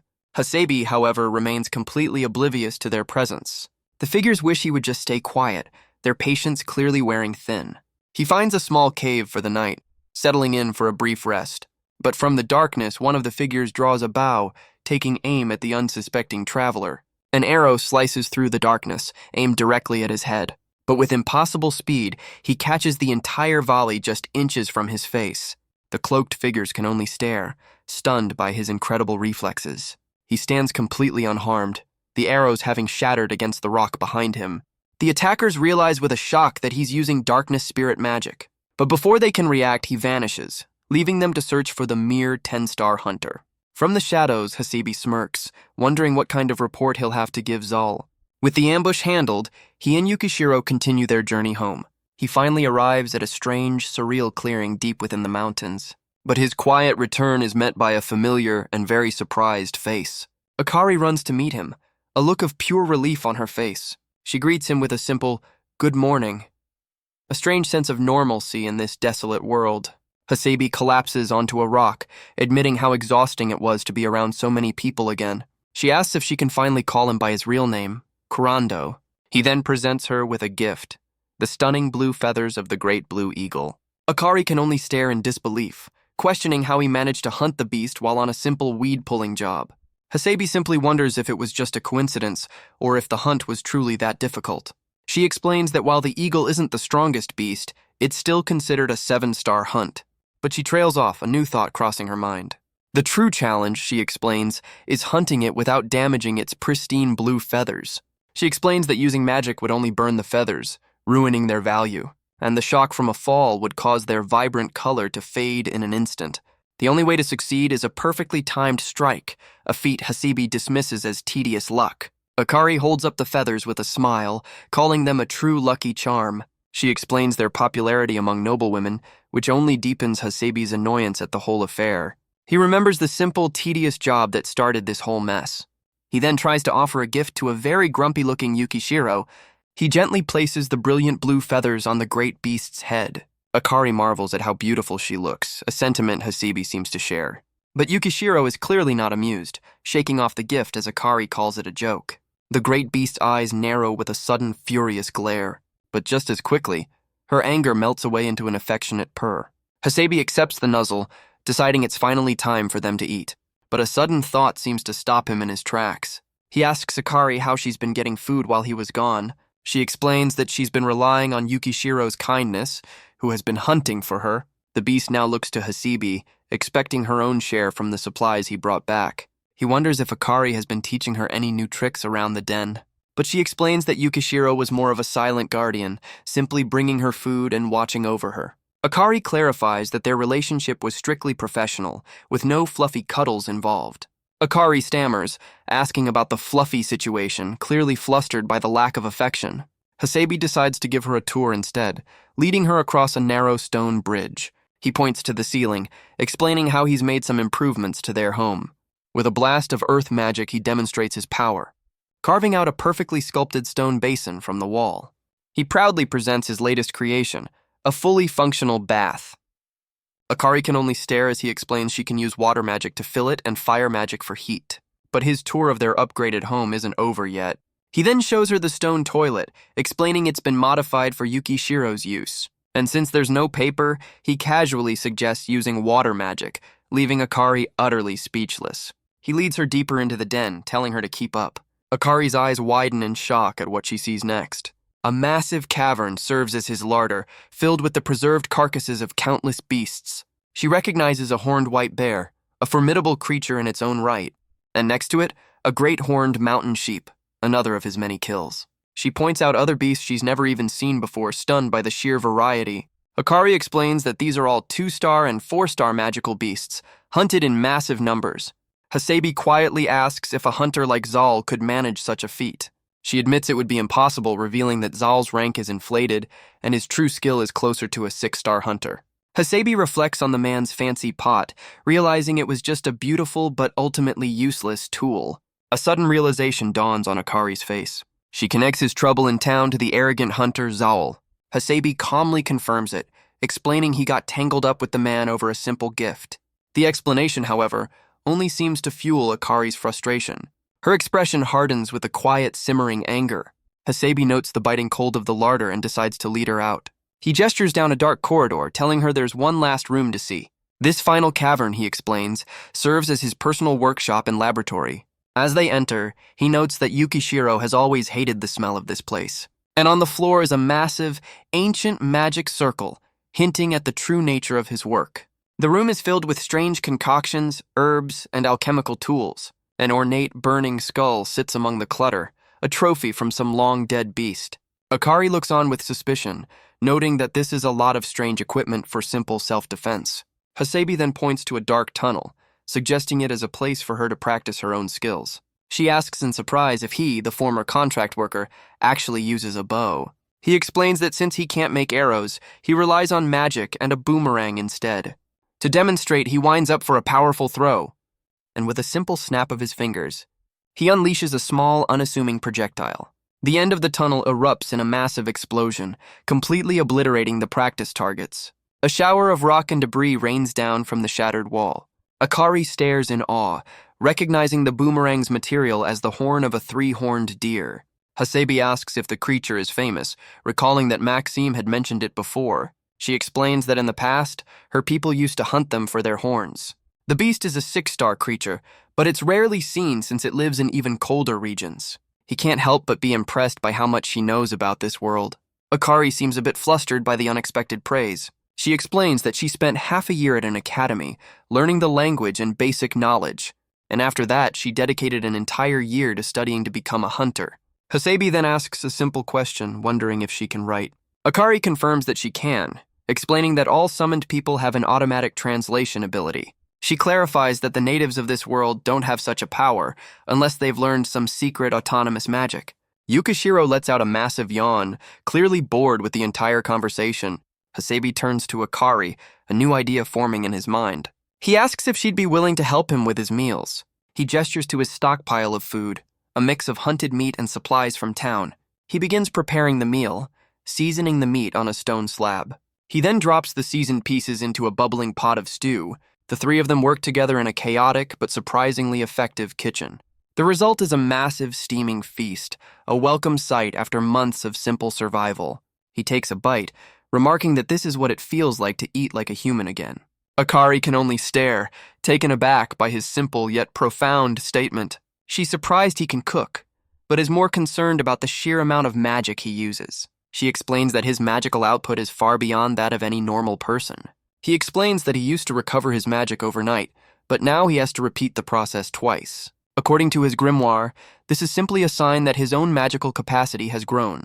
The revelation leaves Akari completely and utterly speechless. But Hasebe just continues his meal, quietly enjoying the taste of real food. He then reveals that for 580 days, he would completely exhaust his magic at least once a day. And each time, his body would be racked with agonizing pain from the backlash. He casually mentions the exhaustion and shortness of breath he felt, dismissing it as simple muscle training.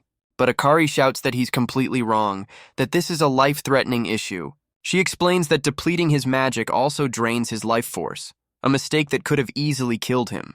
A training method that's only possible with a dedicated support mage by your side. Hasebe looks down, the true danger of his self-taught methods finally sinking in. He seems surprised by her concern, but she insists he's taking this far too lightly. He points to their meal, saying that despite the risks, there's no problem now. But she insists that surviving such a trial over 1,000 times is no mere coincidence. The difference, she explains, is that the natives of this world have their life force supplemented by their own magic. But for someone from Earth, their body doesn't rely on magic to survive, creating a fundamental difference. She explains that by following the grimoire's brutal training, his total magic capacity grew far beyond that of a normal person. In this world, a person's life force is tied to their magic, but Hasebe can convert his own life force into raw power. The result is a pool of magical energy that dwarfs that of any normal human. She realizes that this massive pool of magic is why his aptitude test results were so strange. She asks him to confirm her theory, her expression a mix of shock and awe. He confirms his affinities, with darkness being the highest, followed by ice, earth, and wind. She immediately warns him to keep those results a secret from everyone, because in a world this dangerous, revealing his true strength would only make him a target. Hasebe takes her words to heart, understanding the gravity of her warning. Akari looks down, the weight of their shared secret settling between them. Akari then explains her own affinities, revealing she's strongest with light and weakest with darkness. Hasebe questions if that means she's safe, but she clarifies that power and safety are two different things. In exchange for his help, she offers to teach him what she knows about this world. Even Yukishiro seems confused, wondering why darkness and ice would be considered incompatible. Akari reveals that all the summoned students had similar affinities with only one exception, and as she speaks, it's clear that Hasebe is that very exception. But she then corrects herself, remembering there was one other person who was different. A student with an overwhelming affinity for darkness, Ichihara Hayato. The name hits Hasebe like a physical blow, the memory of his stolen power still fresh. Akari watches his reaction, a look of concern crossing her face. Akari explains that Ichihara possessed two divine protections. The first was a power known only as the Holy Sword, but the second was far more potent. A gift called Beloved of the Spirits, allowing him to see, hear, and even touch them. His affinity with every spirit except darkness shattered all known records. Hasebe realizes this means Ichihara could use the highest level of magic for almost every element. He wonders why his own affinity with darkness is so low in comparison. Akari speculates that his other gift, the Holy Sword, must be the cause. He runs a hand through his hair, frustrated that the Holy Sword and darkness are likely incompatible. He tries to dismiss it, claiming he doesn't care about Ichihara anymore. But Akari apologizes, saying there's something she truly needs to ask him. He lets out a slow, weary breath, the past weighing heavily on him. He admits that while he was curious about the others, he just wants to live a quiet life here now, and getting involved with them would only lead to trouble he doesn't want. But Akari's expression is one of desperate resolve. She tells him that there's just one thing. She can never forgive them for what they did. With that settled, the three of them head out for a hunt, though Hasebi notes the ominous weather. Yukishiro's gaze is sharp, ever the patient predator. Hasebi looks to the sky, a quiet determination on his face, and Akari follows his lead, ready for whatever comes next. The three of them stop during their hunt as Hasebi examines something in the snow. He identifies a patch of tremora grass, a rare and valuable herb. Akari is shocked, explaining that a single clump is worth as much as the great blue eagle's feathers. She admits she's never seen it in person, as it's too rare to ever reach the market. But Hasebi casually reminds her that she ate some just last night, much to her utter disbelief. She can't believe she ate such a valuable ingredient, while Hasebi admits he thought it was just a common weed. She explains that the giant spiders prevent its overgrowth, making it an incredibly exclusive delicacy. Hasebi looks down at the herbs, wondering if his luck is finally starting to turn around. But his moment of hope is cut short as Yukishiro begins to happily munch on his newfound treasure. The great beast devours the priceless ingredient without a second thought. Hasebi can only watch as the beast continues to chew on the priceless herbs. He kneels down, completely defeated by the creature's simple appetite. But Akari just smiles, saying that at least the wind seems to be in their favor. As they look out over the landscape, she notes that it's finally beginning to snow. But something about the snowfall seems to catch her off guard. She reaches out, realizing the flakes aren't falling down at all. A sudden furious roar from Yukishiro shatters the quiet. And from the ground, a swirling vortex of ice and snow erupts around them. Hasebi pulls her to safety, realizing these aren't snowflakes, but enraged ice spirits. And in that instant, Akari's power flares, painting the world in a sea of hostile red. Akari realizes with horror that the spirits are beginning to manifest into a physical form. Hasebi's expression hardens, understanding the true danger they now face. And from the swirling storm, a horrifying monster emerges, described as the one absolute evil in this world. A calamity born from spirits who gained magic but lost their sanity, a creature that devours all life. Hasebi asks Akari if she can use holy magic, the only thing he's read that can stop it. She confirms that she can, but admits that it will take time to prepare the spell. He tells her that he and Yukishiro will buy her that time, urging her to find a safe place. The monster lunges, an enemy to all living things, forcing them to run for their lives. The three of them scatter, dodging the creature's devastating opening attack, and Yukishiro unsheathes her massive claws, ready to meet the nightmare head-on. The monstrous spirit lunges forward, a being of pure, mindless rage. But Yukishiro meets its charge with a furious roar of her own. She sinks her fangs deep into the creature's icy form, tearing away a massive chunk of its body. But the damage does little to slow the mindless beast down. Hasebi calls upon the earth, trapping the monster in a cage of jagged stone. He shouts to Akari that they've managed to stop its advance. She calls back, telling him she just needs a little more time. But his confidence shatters in an instant. The hole in the creature's chest begins to swirl with a dark, malevolent energy. A look of pure dread crosses Hasebi's face as he realizes his mistake. But the monster's attack shatters against Yukishiro's powerful counter. She moves in a blur of white fur and untamed fury, sinking her fangs deep into the creature's icy form. The great beast holds on, refusing to release her mindless prey. Seeing an opening, Hasebi rushes in from behind the distracted monster. He braces himself, ready to unleash his own devastating attack. A blinding flash of light erupts from his hand. As he drives his fist deep into the creature's back, he grits his teeth, pouring all of his power into the single desperate blow.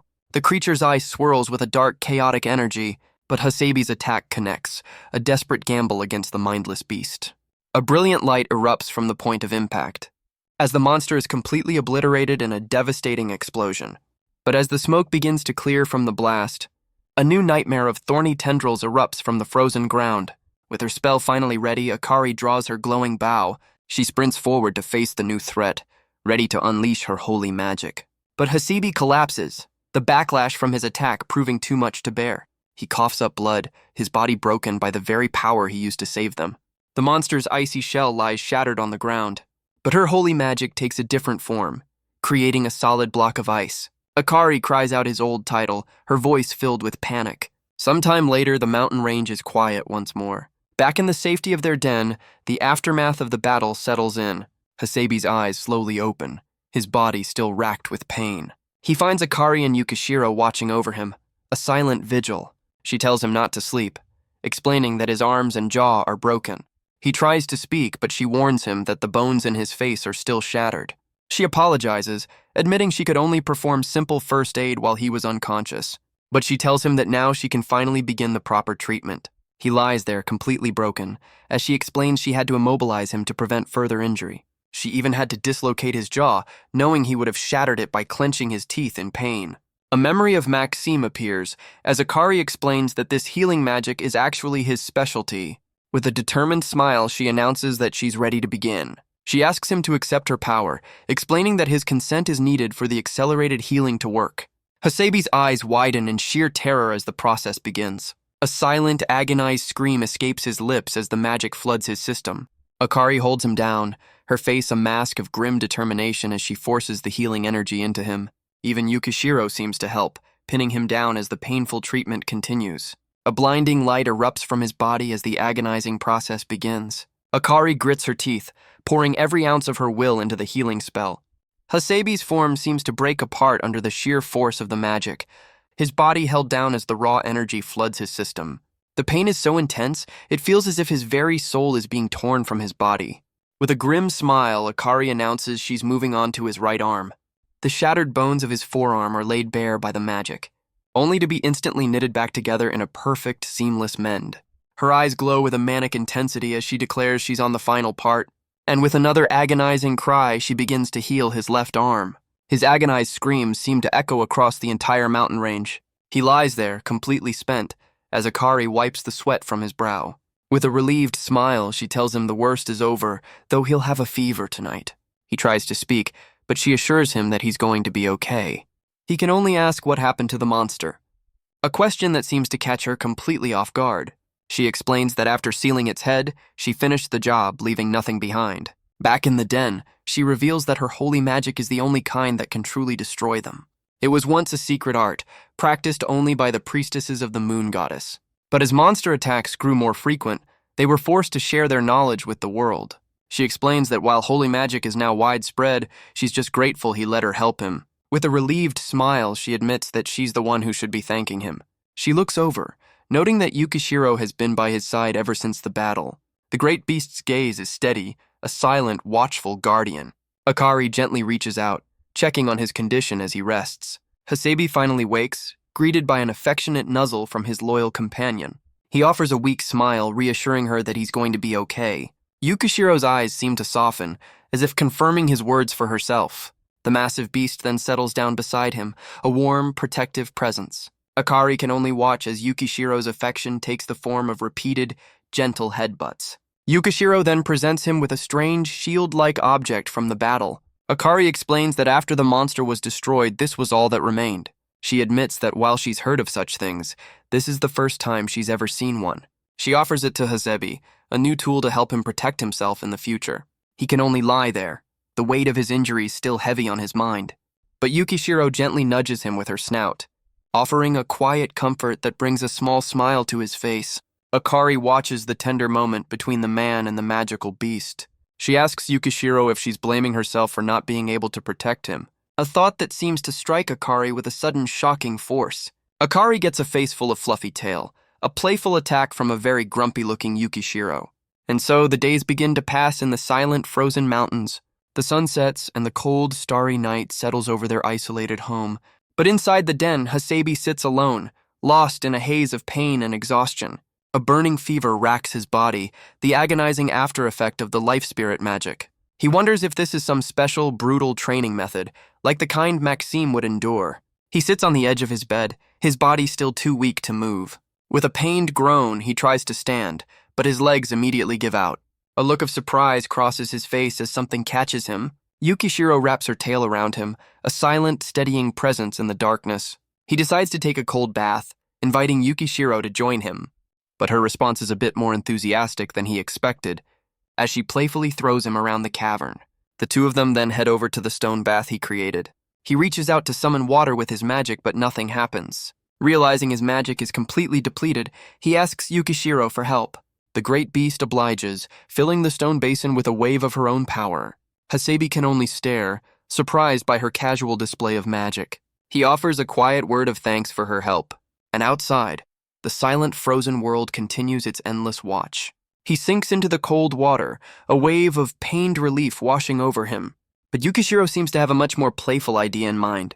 She leaps into the air, preparing to make a massive splash, and lands directly on top of him, sending him under the surface. He can only slump over the edge, completely defeated by her antics. The two of them sit in the quiet aftermath of her playful assault. Hasebe looks up at the dark cavern ceiling, his mind drifting back to the battle. He examines his newly healed arms, the memory of the fight still fresh. He remembers driving his fist through the monster, a creature that looked almost human, and he realizes that the feeling of taking a life is something he'll never get used to. A memory of Ichihara flashes through his mind, wondering if things had been different back then. He muses that they might have ended up trying to kill each other. Hasebe admits that he hopes that day never comes. But Yukishiro's gaze tells him she understands the grim possibility. With a quiet resolve, he acknowledges that he knows what must be done. And when that time comes, he can only hope he won't hesitate. A silent promise to himself, etched on his weary face. But his quiet moment is interrupted by Akari's concerned gaze. She finds him standing at the edge of the water, a silent, powerful figure in the darkness. His expression is one of pure, unwavering determination. Her face is a mask of pure, flustered shock, a scream that seems to echo across the entire mountain range. She explains she came looking for him, only to find him completely unclothed in the bath. He simply retorts that it's normal, telling her to be quiet. But she's furious, realizing he's already using magic and healing at an impossible rate. Hasebe can only look on, completely baffled by her outburst. Her expression shifts back to one of pure, horrified shock. She asks if he used his own magic to heal, even though he was on the verge of death. And her frustration echoes through the silent, starry night. The next morning, the mountains are quiet once more. Akari sits alone in the snow, a small figure against the vast, empty landscape. She seems lost in thought, still processing the chaos of the last few days. Hasebe emerges from the den, telling her he's heading back down the mountain. She looks up in surprise, asking if he needs her to watch over their home again. She jumps to her feet, questioning what he could possibly be thinking. She reminds him that he was on the verge of death just yesterday, his bones completely shattered. But Hasebe calmly explains that since a monster appeared, he has to report it. The very mention of the creature's assault leaves her stunned and speechless. She explains that while the monster doesn't reproduce, a single one can absorb nearby spirits to multiply. And once their numbers grow, they become an unstoppable horde that attacks all life. A terrifying event known in this world as a monster stampede. Hasebe simply states that he's going to report it, leaving Akari speechless. But she grabs his bag, desperately trying to stop him from leaving. He looks back, questioning her actions as she pleads with him not to go. She asks him to listen to just one request before he faces that danger again. She insists he must learn holy magic before descending the mountain, especially since he defeated the monster without it. But Hasebe is skeptical, believing the magic itself is simple, and that he doesn't need to trust anyone to use it. Akari explains that the magic requires one to believe in a pure, untainted existence, creating a holy spirit. She admits that no one truly understands the magical difference between a holy spirit and a normal one. But since the method works, it's been used for over 500 years without question. So Akari offers to show him an example, a proper demonstration of the magic. She begins her lesson, her hands glowing with a soft, holy light. Day after day, they train under the silent watch of the mountains. And night after night, the lessons continue under the cold, starry sky. She explains the complex art of using holy magic and spirit magic in tandem. And after 3 days of intense training, the time has finally come. Hasebe prepares to leave, the monster's shield now in his possession. He leaves her with his grimoire, telling her it should be enough to pass the time. Akari accepts the book, offering a quiet word of thanks for his trust. But she insists he buy proper armor, worried that next time he won't be so lucky. Akari offers a cheerful wave, promising to hold down the fort while he's gone. Hasebe gives Yukishiro some final instructions, leaving the den in her care. He soon arrives back at the fortified town, making his way to the Hunters Association. But the clerk greets him with grim news, stating that his request is invalid and he won't be paid. Hasebe looks back, his expression unreadable as he processes the frustrating news. He stands before the counter, demanding to know what could possibly make his completed job void. The clerk explains a complex rule involving the Durgan Council and the exact time he accepted the request. But the guild leader steps in, admitting it was their mistake and that Hasebi won't be penalized. Hasebi is already exhausted by the long-winded explanation, wishing they would just get to the point. The clerk then asks about the tremora grass, but Hasebi simply states that he'll eat it himself. The clerk looks on with pure disbelief at Hasebi's casual answer. He tries to process the information, but Hasebi quickly cuts him off. He tells the clerk there's something far more important to discuss. The clerk assumes he's here to protest the Durgan Council's ridiculous rules, but Hasebi clarifies that this is a report about a monster sighting. The clerk's weary expression instantly hardens with concern.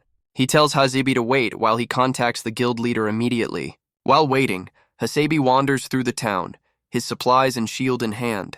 But his quiet walk is interrupted by a massive hooded figure calling out to him. He turns to find a group of strange hunters who mock him for being a clumsy-looking veteran. They demand to see the tremora grass, scoffing at his claim that he'd eat it himself. The massive hunter mocks him, saying, "Such a delicacy is only for nobles, not some mountain vagrant." But the clerk calls out to Kurando, leading him away as Hasebi wonders about the value of spices. He tries to follow, but the group of hunters blocks his path. The massive man grabs him from behind, demanding he show them the herbs, but Hasebi responds with a vicious bite to the man's arm. The hunter screams in pain, ordering him to let go. Hasebi releases his grip, his point clearly made. The man can only stare at his hand as Hasebi is led away, completely baffled by the encounter. And on his arm are deep, vicious bite marks, a testament to the boy's untamed nature. The hunters are left stunned, realizing Hasebi didn't use a single ounce of magic. And from a nearby doorway, a mysterious woman watches the scene unfold. The guild leader sits alone, quietly contemplating the strange new hunter. Throughout the hall, the other hunters murmur about the unexpected confrontation. The mysterious woman stands in the shadows, her purpose still a complete unknown. Meanwhile, the clerk leads Hasebi away from the hostile atmosphere of the guild. Hasebi quietly reflects on the encounter, admitting he had a feeling this would happen. He realizes his daily life with Yukishiro has trained him in ways he never expected. The clerk leads him to a private office, knocking on the door. Inside, the guild leader waits for them, ready to hear the monster report. The guild leader complains that the monster report is just another problem on a growing list. His expression hardens, annoyed that he's being blamed for the recent chaos. Hasebi simply reintroduces himself as Kurando. The guild leader acknowledges that he's already heard the name. He then lists off all the trouble Hasebi has caused since arriving, from angering Zowl to bending the guild's rules. Despite his low expectations, he agrees to hear the official report, and Hasebi presents the shield he took from the monster's remains. The leader scoffs, questioning how a 10-star hunter could have defeated such a creature alone. But the mysterious woman from the guild hall appears, stating that the shield is all the proof they need. She touches her lip, a thoughtful, almost calculating look in her eyes. The guild leader scoffs, saying Hasebi looks like nothing more than a common thug. He tells him that if he's going to lie, he should at least make it believable. He dismisses the boy's story, saying the only way for a vagrant like him to rank up is through hard work. But a strange, almost manic smile spreads across his face. He explains that with the number of hunters dwindling, they're in desperate need of a guide. He blames the so-called hero for the loss of so many hunters on the mountain. Hasebi can only ask what any of this has to do with him. The leader explains that without a proper guide, they can't accept his monster report as a valid request. Hasebi is already done with this conversation, not caring about the title of hunter anymore. He turns to leave, only to find the guild leader and the mysterious woman waiting for him at the main counter. Hasebi looks up at the imposing woman, dwarfed by her sheer presence. She introduces herself as Iraida Varjan, a 4-star hunter who will be taking him under her wing. The guild leader welcomes her with open arms, clearly relieved to see her. Iraida offers a warm, confident smile in return. But Hasebi can only look on, completely lost as to what's happening. She then turns her attention back to the guild leader. He listens intently, wondering what she could possibly want. And with a simple glance at Hasebi, she declares that she'll be taking the rookie. The guild leader's face contorts in pure, unadulterated horror, a reaction that leaves Hasebi even more confused and concerned than before. The guild leader frantically objects, arguing that she has her own duties to attend to. He insists that a hunter of her caliber is a treasure, and her talents would be wasted on a rookie. But Iraida simply claps her hands, declaring the matter settled without a second thought. She turns to leave, ordering Hasebi to follow as he wonders what he's gotten himself into. A look of pure annoyance crosses his face, his quiet life already slipping away. The guild leader can only watch, his face a mask of pure, defeated frustration. But a small smile forms on Hasebi's face. He decides to follow, if only to see where this goes. She walks through the crowded tavern, her presence commanding the attention of every hunter in the room. The entire room seems to buzz with a mix of awe and apprehension. It's clear that in this guild, Irida Varjan is a living legend. Irida leads Hasebi to the bar, a silent challenge to the rookie she's just claimed. Without a word, she takes a long, deep drink from her mug, draining the entire thing in a single impressive gulp. She slams the empty tankard down, a silent order for another round. The other hunters in the tavern erupt in cheers, clearly used to her antics. She turns to Hasebi with a knowing smirk, a silent invitation to join her. He can only hold his own drink, looking completely out of place in the rowdy tavern. Irida's gaze is sharp, a silent evaluation of the boy she's taken under her wing. Hasebi looks down at his mug, the weight of her stare and the noise of the guild pressing in on him. With a hesitant gulp, he finally takes a drink, a small act of compliance in this strange new world. The other hunters watch on with cheerful, knowing smiles. But their amusement quickly turns to nervous sweat. As Hasebi begins to pour out the drink he was given, the entire tavern seems to hold its breath at his social blunder. He explains to Irida that he has no intention of drinking something so strong. She simply muses that the taste of a drink is shaped by one's own mood, and that a good drink is something you have to learn to appreciate. Her words seem to go right over Hasebi's head. He can only offer a vague, non-committal agreement, unaware that he's just broken an old hunter's tradition. She introduces herself as Irida Varjan, a 4-star hunter of the giant race who hates tedious things. Hasebi simply states his own rank and race, telling her to call him whatever she likes. And so begins his first lesson in the imposing halls of the Hunters Association. Irida asks if the overwhelmed rookie has any questions for his new guide. Hasebi can only ask why she would choose to mentor him in the first place. She simply explains that she was qualified, and he didn't have one.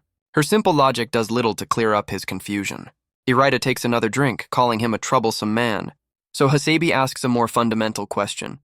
What exactly is a guide? A voice explains that a guide is a mentor, teaching a rookie everything from accepting jobs to hunting techniques. She explains that a guide takes full responsibility for their student, a concept that Hasebi seems to find completely baffling. But his lesson is interrupted by the same hunter who attacked him earlier. The man's face is a mask of pure, arrogant contempt. He shoves his way through the crowd, demanding attention. The entire tavern watches as the confrontation begins to build. Even the other patrons seem to sense that things are about to escalate. The massive hunter stands before Hasebi, blocking his path completely. He demands to know if Hasebi is the one who found the legendary Tremora grass, and without another word, he sends Hasebi flying across the room with a single brutal punch.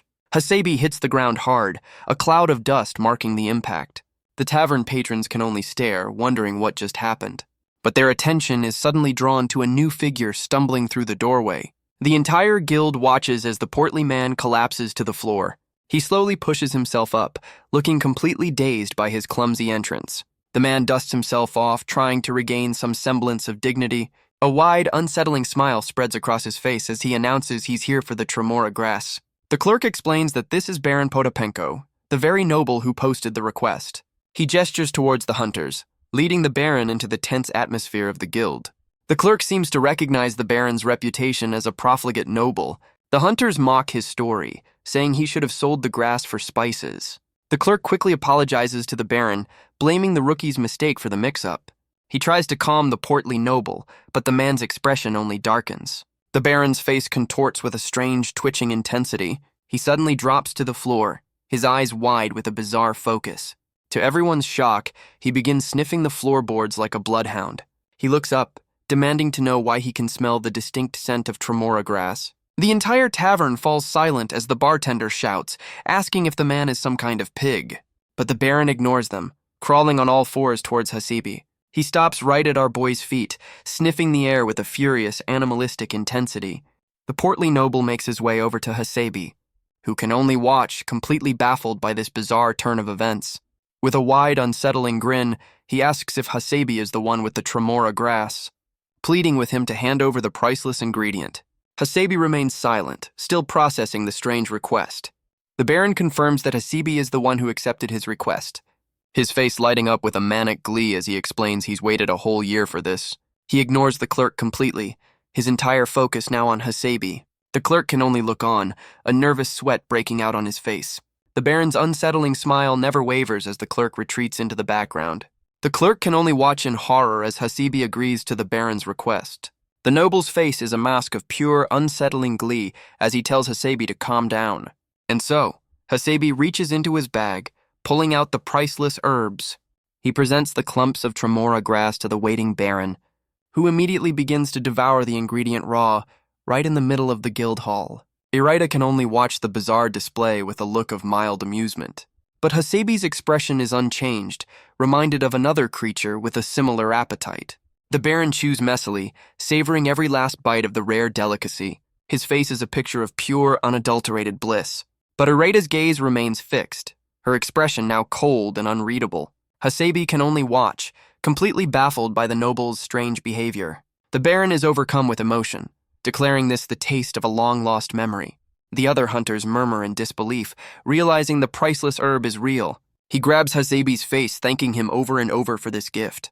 The noble then brings up the matter of a reward for his troubles, but his gratitude quickly shifts into a strange, unsettling intensity.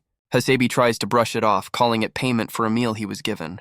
The Baron's face melts into a desperate sweat as he promises to grant any wish Hasabi desires. From the side, Irida can't help but stifle a small, amused laugh. She steps in, questioning if the Baron can truly afford such a promise, given the reputation of nobles.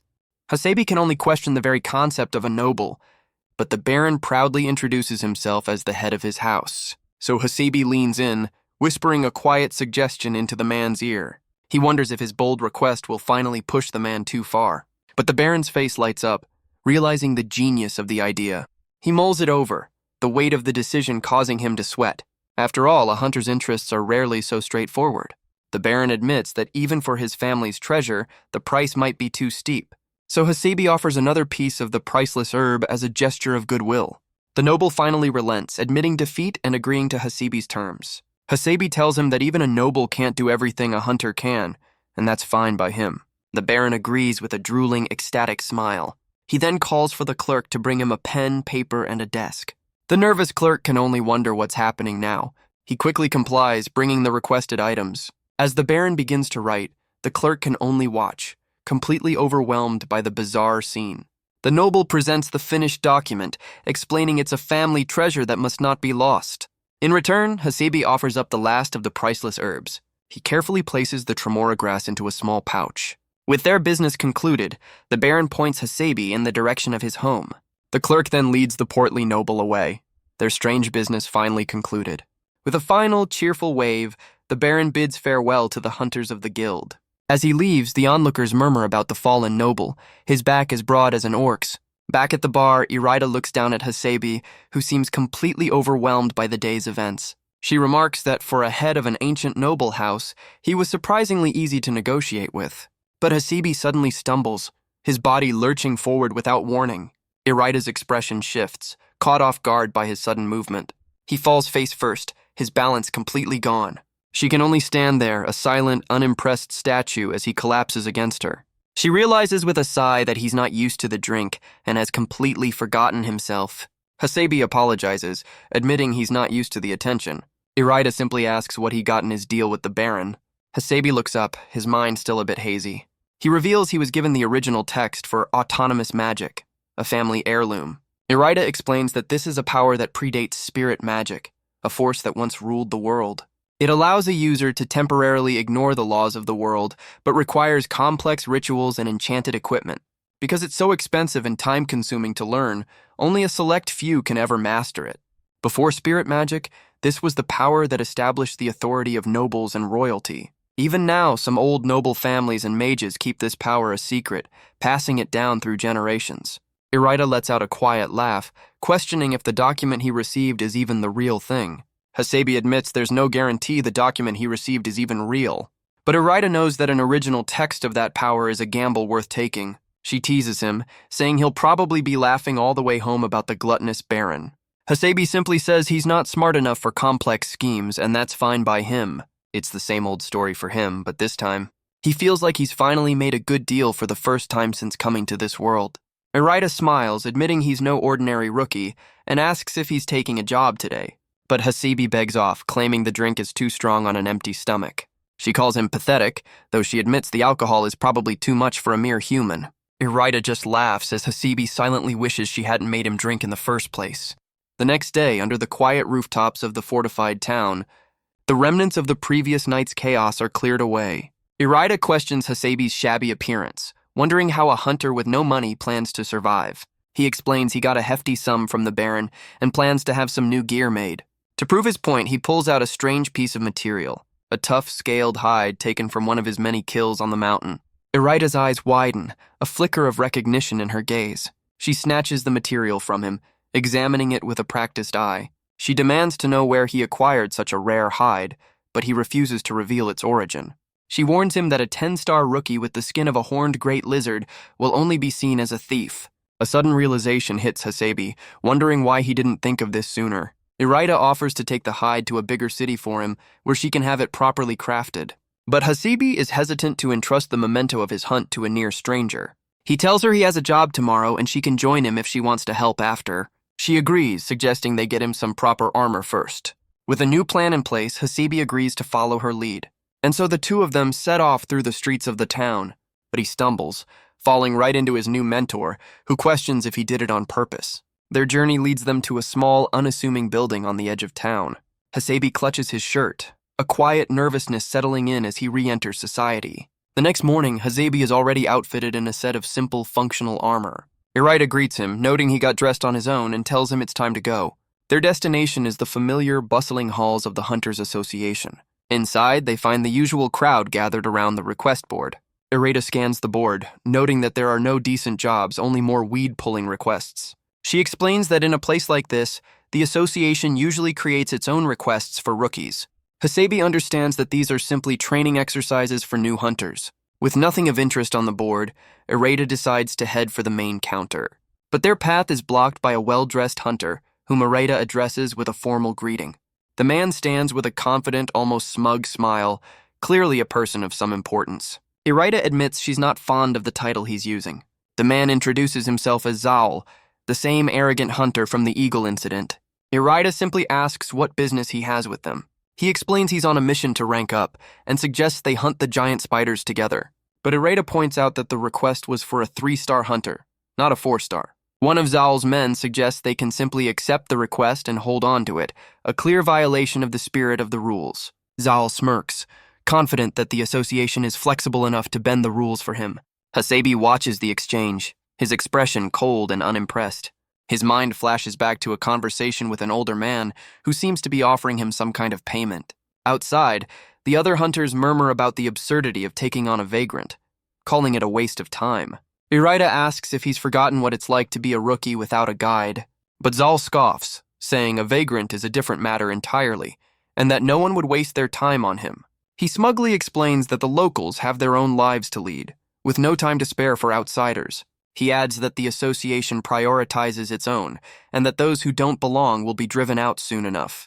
Irida's expression hardens at the thinly veiled threat. She tells him that she is not like the others he's used to dealing with. One of Zowl's men scoffs, saying that even a 3- or 4-star hunter is no match for them.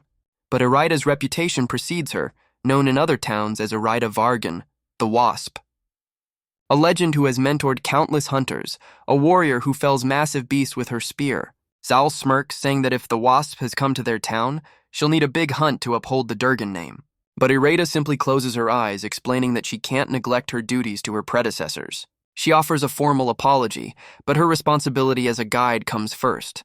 And with that, she tells Zowl he'll have to find someone else for his hunt. The arrogant hunter is left completely speechless by her outright refusal. He storms away, shouting that the Wasp can do whatever she wants with her new vagrant.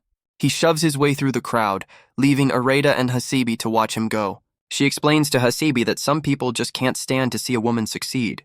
The other hunters murmur, surprised that Zowl backed down so easily from a famous giant race veteran.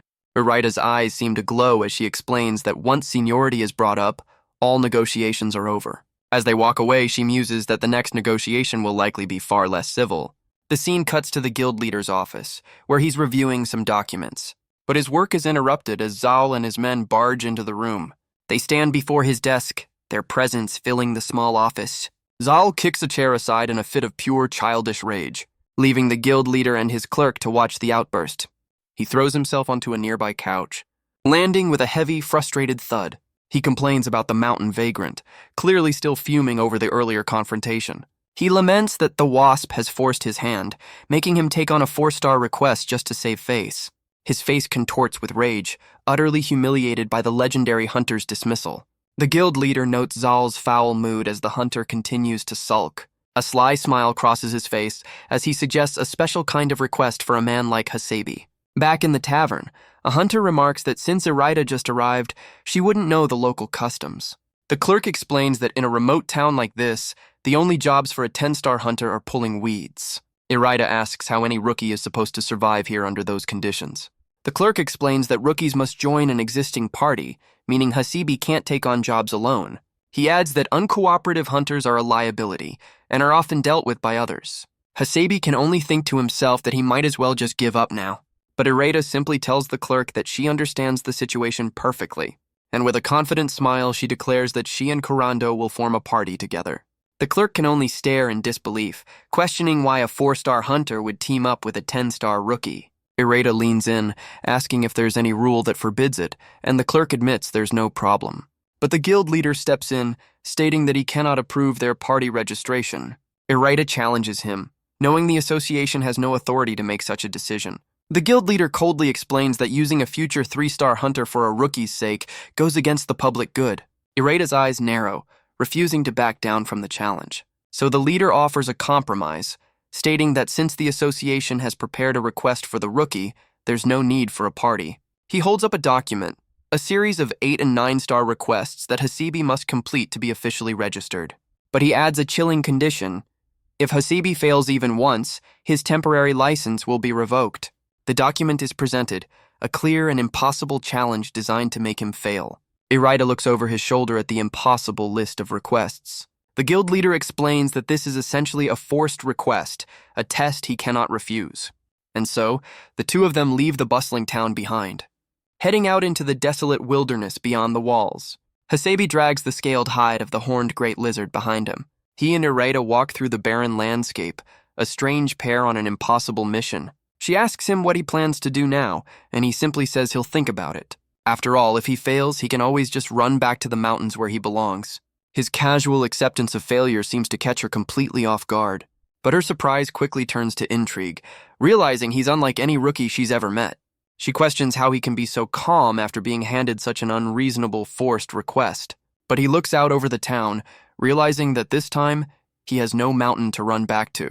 He thinks back to Maxime, deciding that a little patience might be necessary to get through this. And so he continues forward, his quiet resolve unchanged. Irida can only look on, calling him a strange and mysterious man. She tells him not to space out, admitting this is the worst guild branch she's ever seen. But Hasabi simply states that the association was just following its own rules. And while it's frustrating, there's nothing he can do about it now. The scene then flashes back to 2 hours earlier, inside the guild hall, where Irida had reacted with pure fury to the news of a potential monster stampede. The guild leader explains the first task. A flock of birds is causing a nuisance, a potential sign of a monster stampede. Irida glares, furious that they're using the town's problems to push Hasabi into a corner. She stands protectively, clearly disapproving of this entire setup. Hasabi asks for more information, admitting he's never even heard of these birds before. The guild leader explains the extent of the damage the flock is causing. The clerk adds that the locals are being tormented by the constant noise and mess. He then shows them a picture of their target, a small, surprisingly fluffy-looking creature. Hasabi can only sigh, already exhausted by this new, tedious challenge. But Irida looks on with a sudden worried expression. The guild leader gives his final chilling order: annihilate the entire flock without mercy. The problem, he explains, is their ability to multiply at an astonishing rate. If even a single pair is left behind, their ferocious breeding habits will bring the entire flock back. They'll simply form a new, even larger swarm and return to their nesting grounds. The guild leader smirks, admitting the town's previous half-hearted attempts to pay them off only made the problem worse. Hasabi can only question if these fluffy creatures can even be considered magical beasts. Irida explains that as his guide, she can only offer support, and a subjugation mission under these conditions is nearly impossible. A job this large requires a massive number of hunters, a resource no one is willing to offer him. But Hasebe simply asks if the association can lend him a fine-meshed net. The unexpected and simple request leaves Readoki completely stunned, and the guild leader erupts in a mocking laugh, offering to lend him as many nets as he wants, certain he's already failed. The guild leader smirks, warning him that if he fails, he'll have no place left in this town. But Hasebe simply agrees to sign, telling the clerk to process the request. The clerk hands over a copy of the order form, just as he was asked. Hasebe takes the document, his expression unreadable. He can't even tell the difference between this forced request and a normal one. The guild leader questions if a copy is even necessary, but Hasebe calmly states that it's not about necessity, it's what he's asking for. Readoki looks on, a flicker of intrigue in her eyes.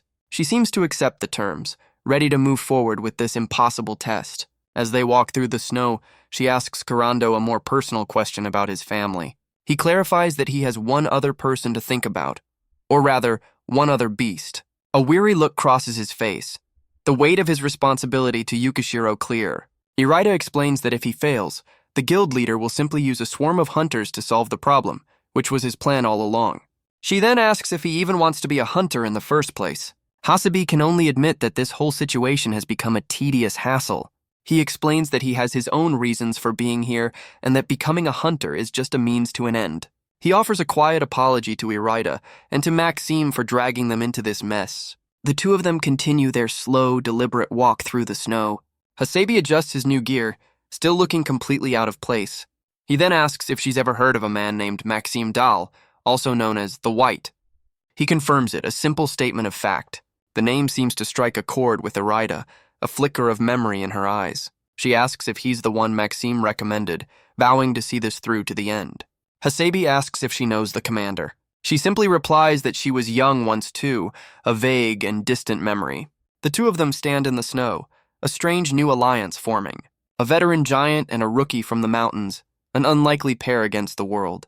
But her quiet moment shatters as she grabs him by the collar, demanding to know what he's thinking. And in the sky above, a massive, ominous swarm begins to gather. The flock descends upon them, a living storm of feathers and fury. She shakes him, demanding to know what he's thinking as the sky darkens above them. A living storm of shadowy birds descends, their eyes glowing with a strange light. The sheer number of them is overwhelming, a chittering, feathered plague. Their destination is a massive, twisted tree that dominates the barren landscape. Readoki explains this is the tree of the fickle goddess, a local legend. Its fruit ripens and becomes sweet, but has a potent, intoxicating effect. While it's a nuisance for travelers, for these birds, it's a feast. The two of them can only look on, dwarfed by the scale of the infestation. Even a veteran like Readoki has to admit that this is an unsettling sight. But she realizes with a shock that Hasebe might actually have a plan to deal with this impossible task. He looks up at the countless fluffy birds, a simple thought forming in his mind. Hasebe calmly explains that if you just think about it for a moment, the solution is obvious. He tells Readoki he'll be staying here for a while, asking what she plans to do. She smirks, saying a guide can't just run away when their rookie gets intimidated. He compares their simple appetite to that of a much fiercer beast he knows.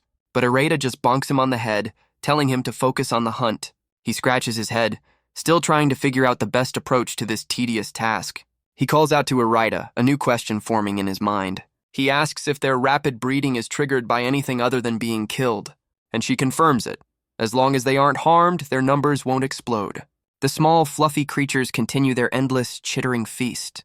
And with that confirmation, Hasebe's plan is set in motion. He simply sits and waits, much to Readoki's silent confusion. As the sun sets over the distant mountains, their strange vigil begins. The next day, Readoki returns with supplies for their long wait. She finds him exactly where she left him, surrounded by the oblivious flock. Their meal is a simple loaf of bread, a quiet moment in the chaos. The birds, however, seem completely unbothered by their presence, and so the two of them continue to wait, a silent test of patience. Readoki can only watch as Hasebe's bizarre, passive strategy unfolds. Their strange vigil begins to draw the attention of passing travelers.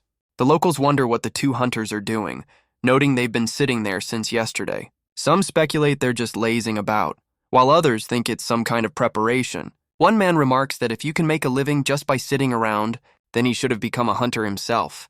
By the third day, Readoki is surrounded by empty bottles, clearly bored out of her mind. She finally asks Hasebi if he's sure this will even work, questioning if he has a real plan. But on the fourth day, he continues to wait, his patience unwavering. The birds, meanwhile, are completely drunk on the intoxicating fruit, and a sudden glint in Hasebi's eye signals that the time has finally come. The onlookers watch as Hasebi finally rises to his feet. Their mockery turns to shock, realizing his patience was all part of the plan. He stands before the massive tree, ready to take on the entire flock alone. With a determined shout, he signals that the hunt has finally begun. And from the branches, the intoxicated birds begin to rain down from the sky. The crowd can only stare in disbelief at the bizarre yet effective strategy. He sprints forward as a long pole is tossed through the air towards him. With surprising grace, he catches it, balancing the simple tool in his hands. But the onlookers' excitement quickly fades into bored disappointment. They complain that burning the tree is useless, as the flock will just move on. The locals mock his plan, unaware that the tree of the fickle goddess is the key. He then unleashes a simple flash of light, sending the entire flock into a panicked frenzy. He uses the glowing orb on his staff to lure the birds, drawing them in. He explains the next step to Ireda, asking her to fetch some supplies for him. A confident smirk crosses her face, realizing his plan might just work after all. She asks if he's sure this will be enough to handle the entire flock, but her gaze softens, a new respect forming for the rookie. Hasebi simply looks on, his focus unwavering. He then shows her a detailed drawing, revealing the full extent of his surprisingly clever strategy. He admits that the detailed sketch is just a hobby of his. Ireda remarks that a hunter who draws is a rare sight indeed. She erupts in laughter, finding his strange plan utterly amusing. She admits that his ideas are far from boring, and that she's not nearly drunk enough to miss this. And with that, she agrees that his crazy plan might just work after all. Meanwhile, back at the guild, the leader works late into the night. But his quiet evening is shattered by a massive explosion that rocks the entire town. He looks up from the floor, demanding to know what caused the sudden blast. Rushing to the window, he realizes the explosion came from the direction of the tree of the fickle goddess, where Hasebi and Ireda are putting the final explosive step of their plan into action. The entire flock is thrown into a panicked, disoriented frenzy. Their chittering cries fill the air as they try to escape the chaos. Hasebi holds up the massive net, calling upon the wind to aid him. The gust spreads the mesh wide, creating a massive trap above the tree. Together, he and Ireda manage to cover the entire tree, trapping the flock within. He then calls upon the water, drenching the net and everything beneath it. And with a final command, he freezes it all solid in an instant. Ireda tells him to leave the rest to her, ready to finish the job. But his next words leave her completely stunned. She questions if he's really using 4 different types of spirit magic at once, a feat that risks complete magical exhaustion. Ireda tells him to leave the messy part of the job to her. He explains the final part of his plan is for her to finish them off one by one. She notes that while they could just let them freeze, they have to finish the job properly. And so begins the tedious task of dispatching every single frozen bird. One by one, he ensures the flock will never return. The onlookers can only stare at the massive frozen monument to his strange victory. Ireda marvels at his ability to precisely control so many different elements at once. He brushes it off, saying his immense magic pool is just an outdated skill in this world. With the net secured, he calls out to Ireda to check on her progress. The crowd can only watch in stunned silence as the impossible job is completed. Ireda can only marvel at the sheer scale of his plan, wondering what kind of experience could forge such power. The guild leader and the onlookers are left completely speechless, their mockery turning to slack-jawed disbelief. Hasebi confirms the trap is complete, as Ireda admits it was an incredibly flashy display. He stands calmly, his impossible plan having worked to perfection, and so begins the grim final step of their tedious task. One by one, the frozen birds are dispatched, ensuring none will ever return. To finish the job, they set the entire tree ablaze, a massive funeral pyre for the feathered plague. The flames consume the last remnants of the flock, leaving nothing but ash behind. And the crowd, who had mocked him just days before, erupts in a thunderous cheer for their unlikely hero. Hasebi can only let out a weary breath, his first impossible trial finally over. But as the flames die down, Ireda declares that this entire hunt was a violation of the rules. The guild leader arrives with a crowd of hunters, ordering them to stop their work immediately. The onlookers mock them, accusing the rookie of trying to take all the credit for himself. But the guild leader silences them, reminding the crowd that this problem was their own fault to begin with. He then turns to Hasebi with a smug grin, accusing him of breaking the town's rules by using high-level magic. Ireda calmly asks where he thinks such powerful magic was even used. The leader insists the explosion was undeniable proof, a spectacle that everyone in town witnessed. Hasabi and his mentor can only stand and listen to the baseless accusation. The guild leader leans in, demanding to see any evidence that such magic was ever cast. But a look at the tree's base reveals the truth. It's completely unharmed, not a single burn mark to be found. The guild leader frantically searches the ground, finding no trace of a struggle. He realizes with a shock that the tree is completely unharmed, its fruit ready to grow again. A small, knowing smile crosses Hasabi's face. He calmly explains that he only used simple spirit magic for the entire job. The explanation leaves the guild leader completely speechless and utterly defeated. He turns away from the crowd, his authority completely shattered. And with his tail between his legs, he walks away from the scene of his own humiliation.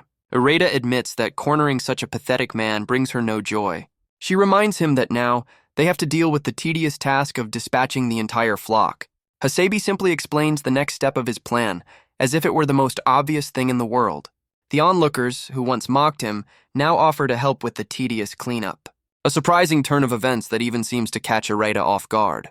But a quiet, confident smile is shared between the unlikely pair.